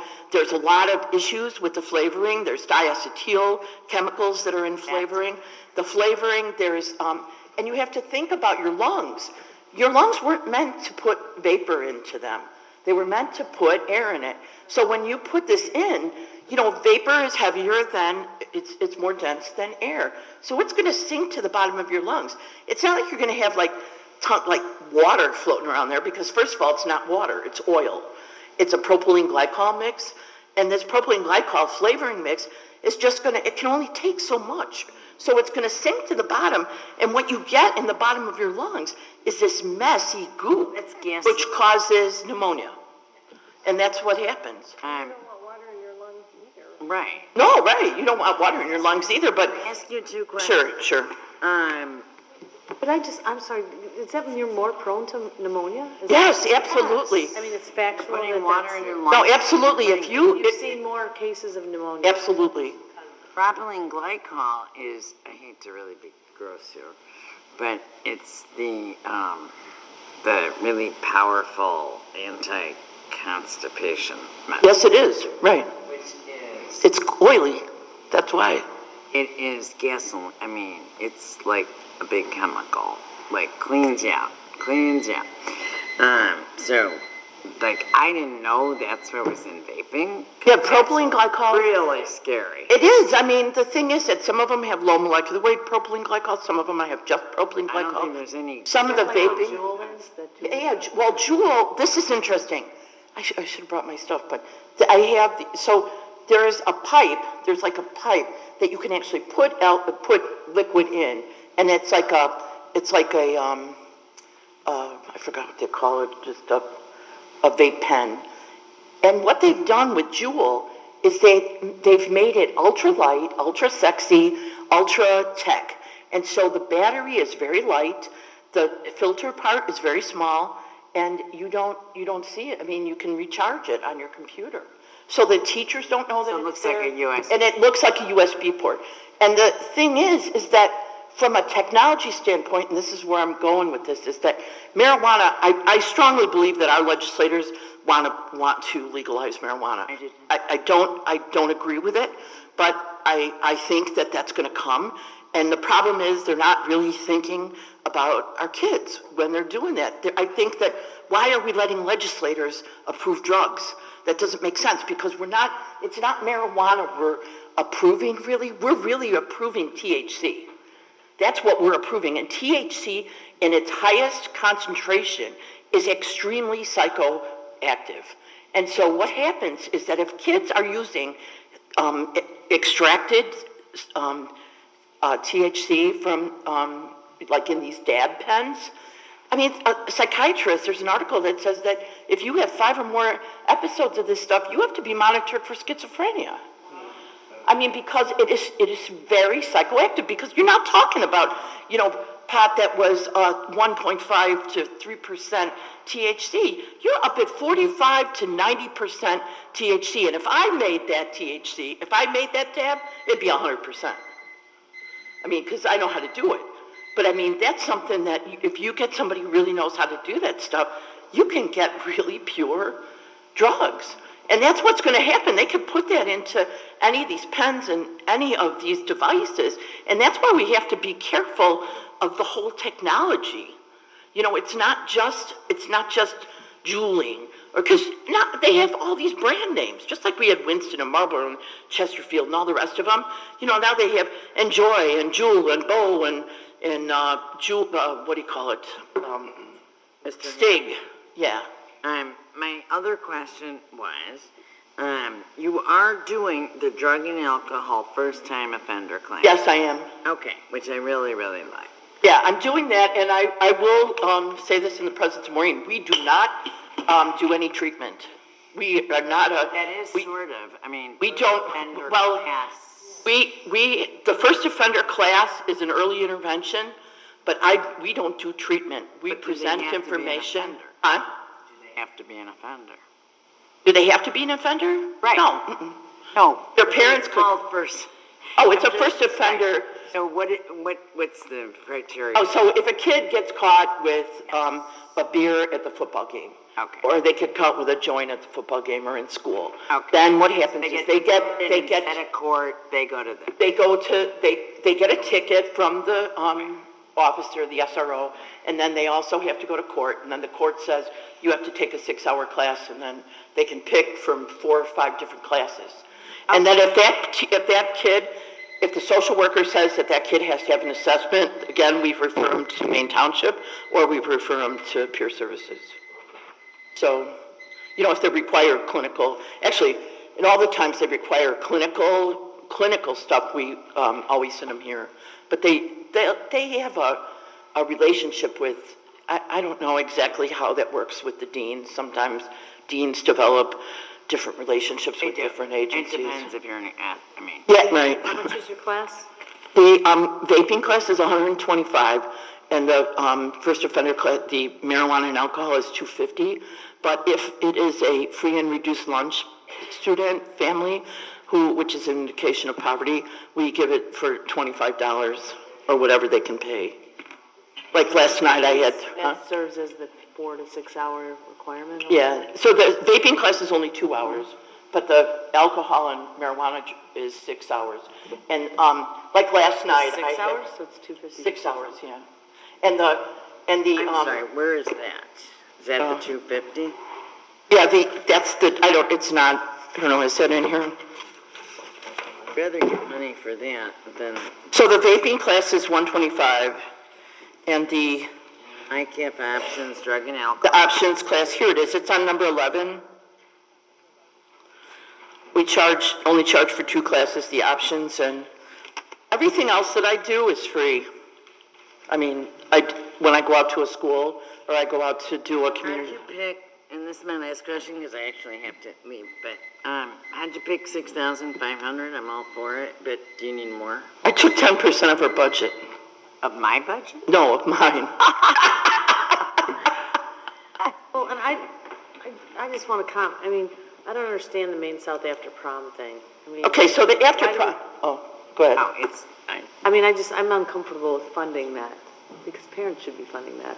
Well, here's the difference. When, actually, and it's, we found that the majority of kids don't take that. They won't do it unless there's a financial incentive, or if the graduation is on Sunday morning as opposed to being on Sunday night. And we do it because Maine South has the highest drinking rate, and they have the highest rate of going to lake houses. So what we're trying to do is get kids who wouldn't necessarily, we don't want them to get killed on the roads. We'd like them to go with us on the boat. And what happens is sometimes kids who are wishy-washy about, there are people who own lake houses and they're just going to go. But then there are kids who are like, well, maybe I'll go to the after prom, maybe I won't. And those kids are the ones that we try to get in, and most those kids are not necessarily, their parents don't really care in general. I mean, a lot of kids, it's a big deal to try to get these kids to go to this boat. Do you just, what are you trying to do? You would take money from Maine Township and turn around and offer it to whatever the after prom. So what we do, directly to the after prom. yeah, so what we would do, for example, is we have, we get trolleys. So several years ago, it used to be a big deal, and they used to spend, I don't know, probably $125,000 on this activity. When I came back into McCaff, and I said, maybe we should try and do this again, but let's not do that really. The entire store. Trolley down to the boat, you get on the boat, and you're dancing there for 2 hours. You get back on the bus, and you come back to Maine South at 4 in the morning. Then kids are, going to work or going to whatever, as opposed to leaving the prom, going to Michigan in the middle of the night, and then God knows whatever happens. So that's what we're really trying to avert. Are we doing it? I mean, all I can do is try. I'm just asking you how you transfer the funds. Oh, yeah, so what we would do, I was asking more. so for this, like, for example, we'll do stuff like we'll buy, we have a goodie bag so that they're not, we give them water on the bus, or we give them, and that's actually for Maine West and Maine South, because we do, like Maine East doesn't do an after prom, because they said they don't want it. And Maine West sometimes does it, and so it's kind of a, it depends, I don't know until February or March whether or not we're going to do both of those schools or one. And it comes out of our funds, that's all. So, and in the past, you guys have supplied a $500, I know when Evelyn was here, you guys supplied $500 for the after prom. And so it's something that actually that would be supplemental to that, because it costs about $6,000 to send. Questions for the after prom, my kids have both participated. So did mine. And yeah. And the celebration. Yeah, see, what we did was we lowered the cost of celebration, though. Celebration used to cost about $125,000. But we literally have now it costs $6,000. Well, and then you're guaranteed a drug-free, alcohol-free, and it gave me a huge... Well, I'm not a big fan of sending my kids downtown, when they're, whatever. But, so, I mean, I can understand if, you can give it to Maine South yourself, but what we try to do is allocate it to the things that we need around that activity. Oh, so Susan's question was, why are we donating after prom? Because it's... Right. Or the parents, if the parents should pay for it. And I could go either way on that. I paid for my kids after prom. They do donate, and it's just so here's what happened. I'll tell you, when there were 100 and when 3 years ago, well, actually 5 years ago, they stopped the activity. Nobody did it. 4 years ago, I started the activity back up. 100 people, we fought to get 100 people on that bus. There's like 80 to 100 people. Nobody wanted to go. The next year, we got about 125. The next year, the second year we didn't do it because nobody signed up. So we took the money that we had from the second year and put it to the third year and made the cost of the thing go down to $40. When it was $40, we had 232 people go on that after prom. That was huge. That was huge. That was a big, I think, safety net for a lot of our kids. And so that's why. And then we did it again last year, and it was again back to 130 people because we charged $75. And that's not a lot of money for people, but when you consider they're buying dresses and limo and whatever, corsages and tuxes and all the rest of it, when they see that boat thing, they're like, forget it. So anyway. Well, thank you very much. You have any other questions? Thank you. or- Thank you, Terry. Thank you. I appreciate Always nice to see your you. attention. Talk to parents more. All right. Whoa. Goal of what you're trying to achieve. We've tried with some, some of the parents, I mean, sometimes, Wow, see? so last year I had 26-year-olds doing that. That was good, Pharmacy. So I think it's a valuable exercise, and I think it's a good safety net. Oh, absolutely. Thank you. Thanks for your support for the benefit, too. Oh, hey, we made some money on our benefit, too. There you go. So that was awesome. That was really good. That I have to do. And it's sold out. It did. It was sold out, and right now I'm not even done counting all the money. I don't blame Awesome. We have, Yeah, but you just don't go to a lake house.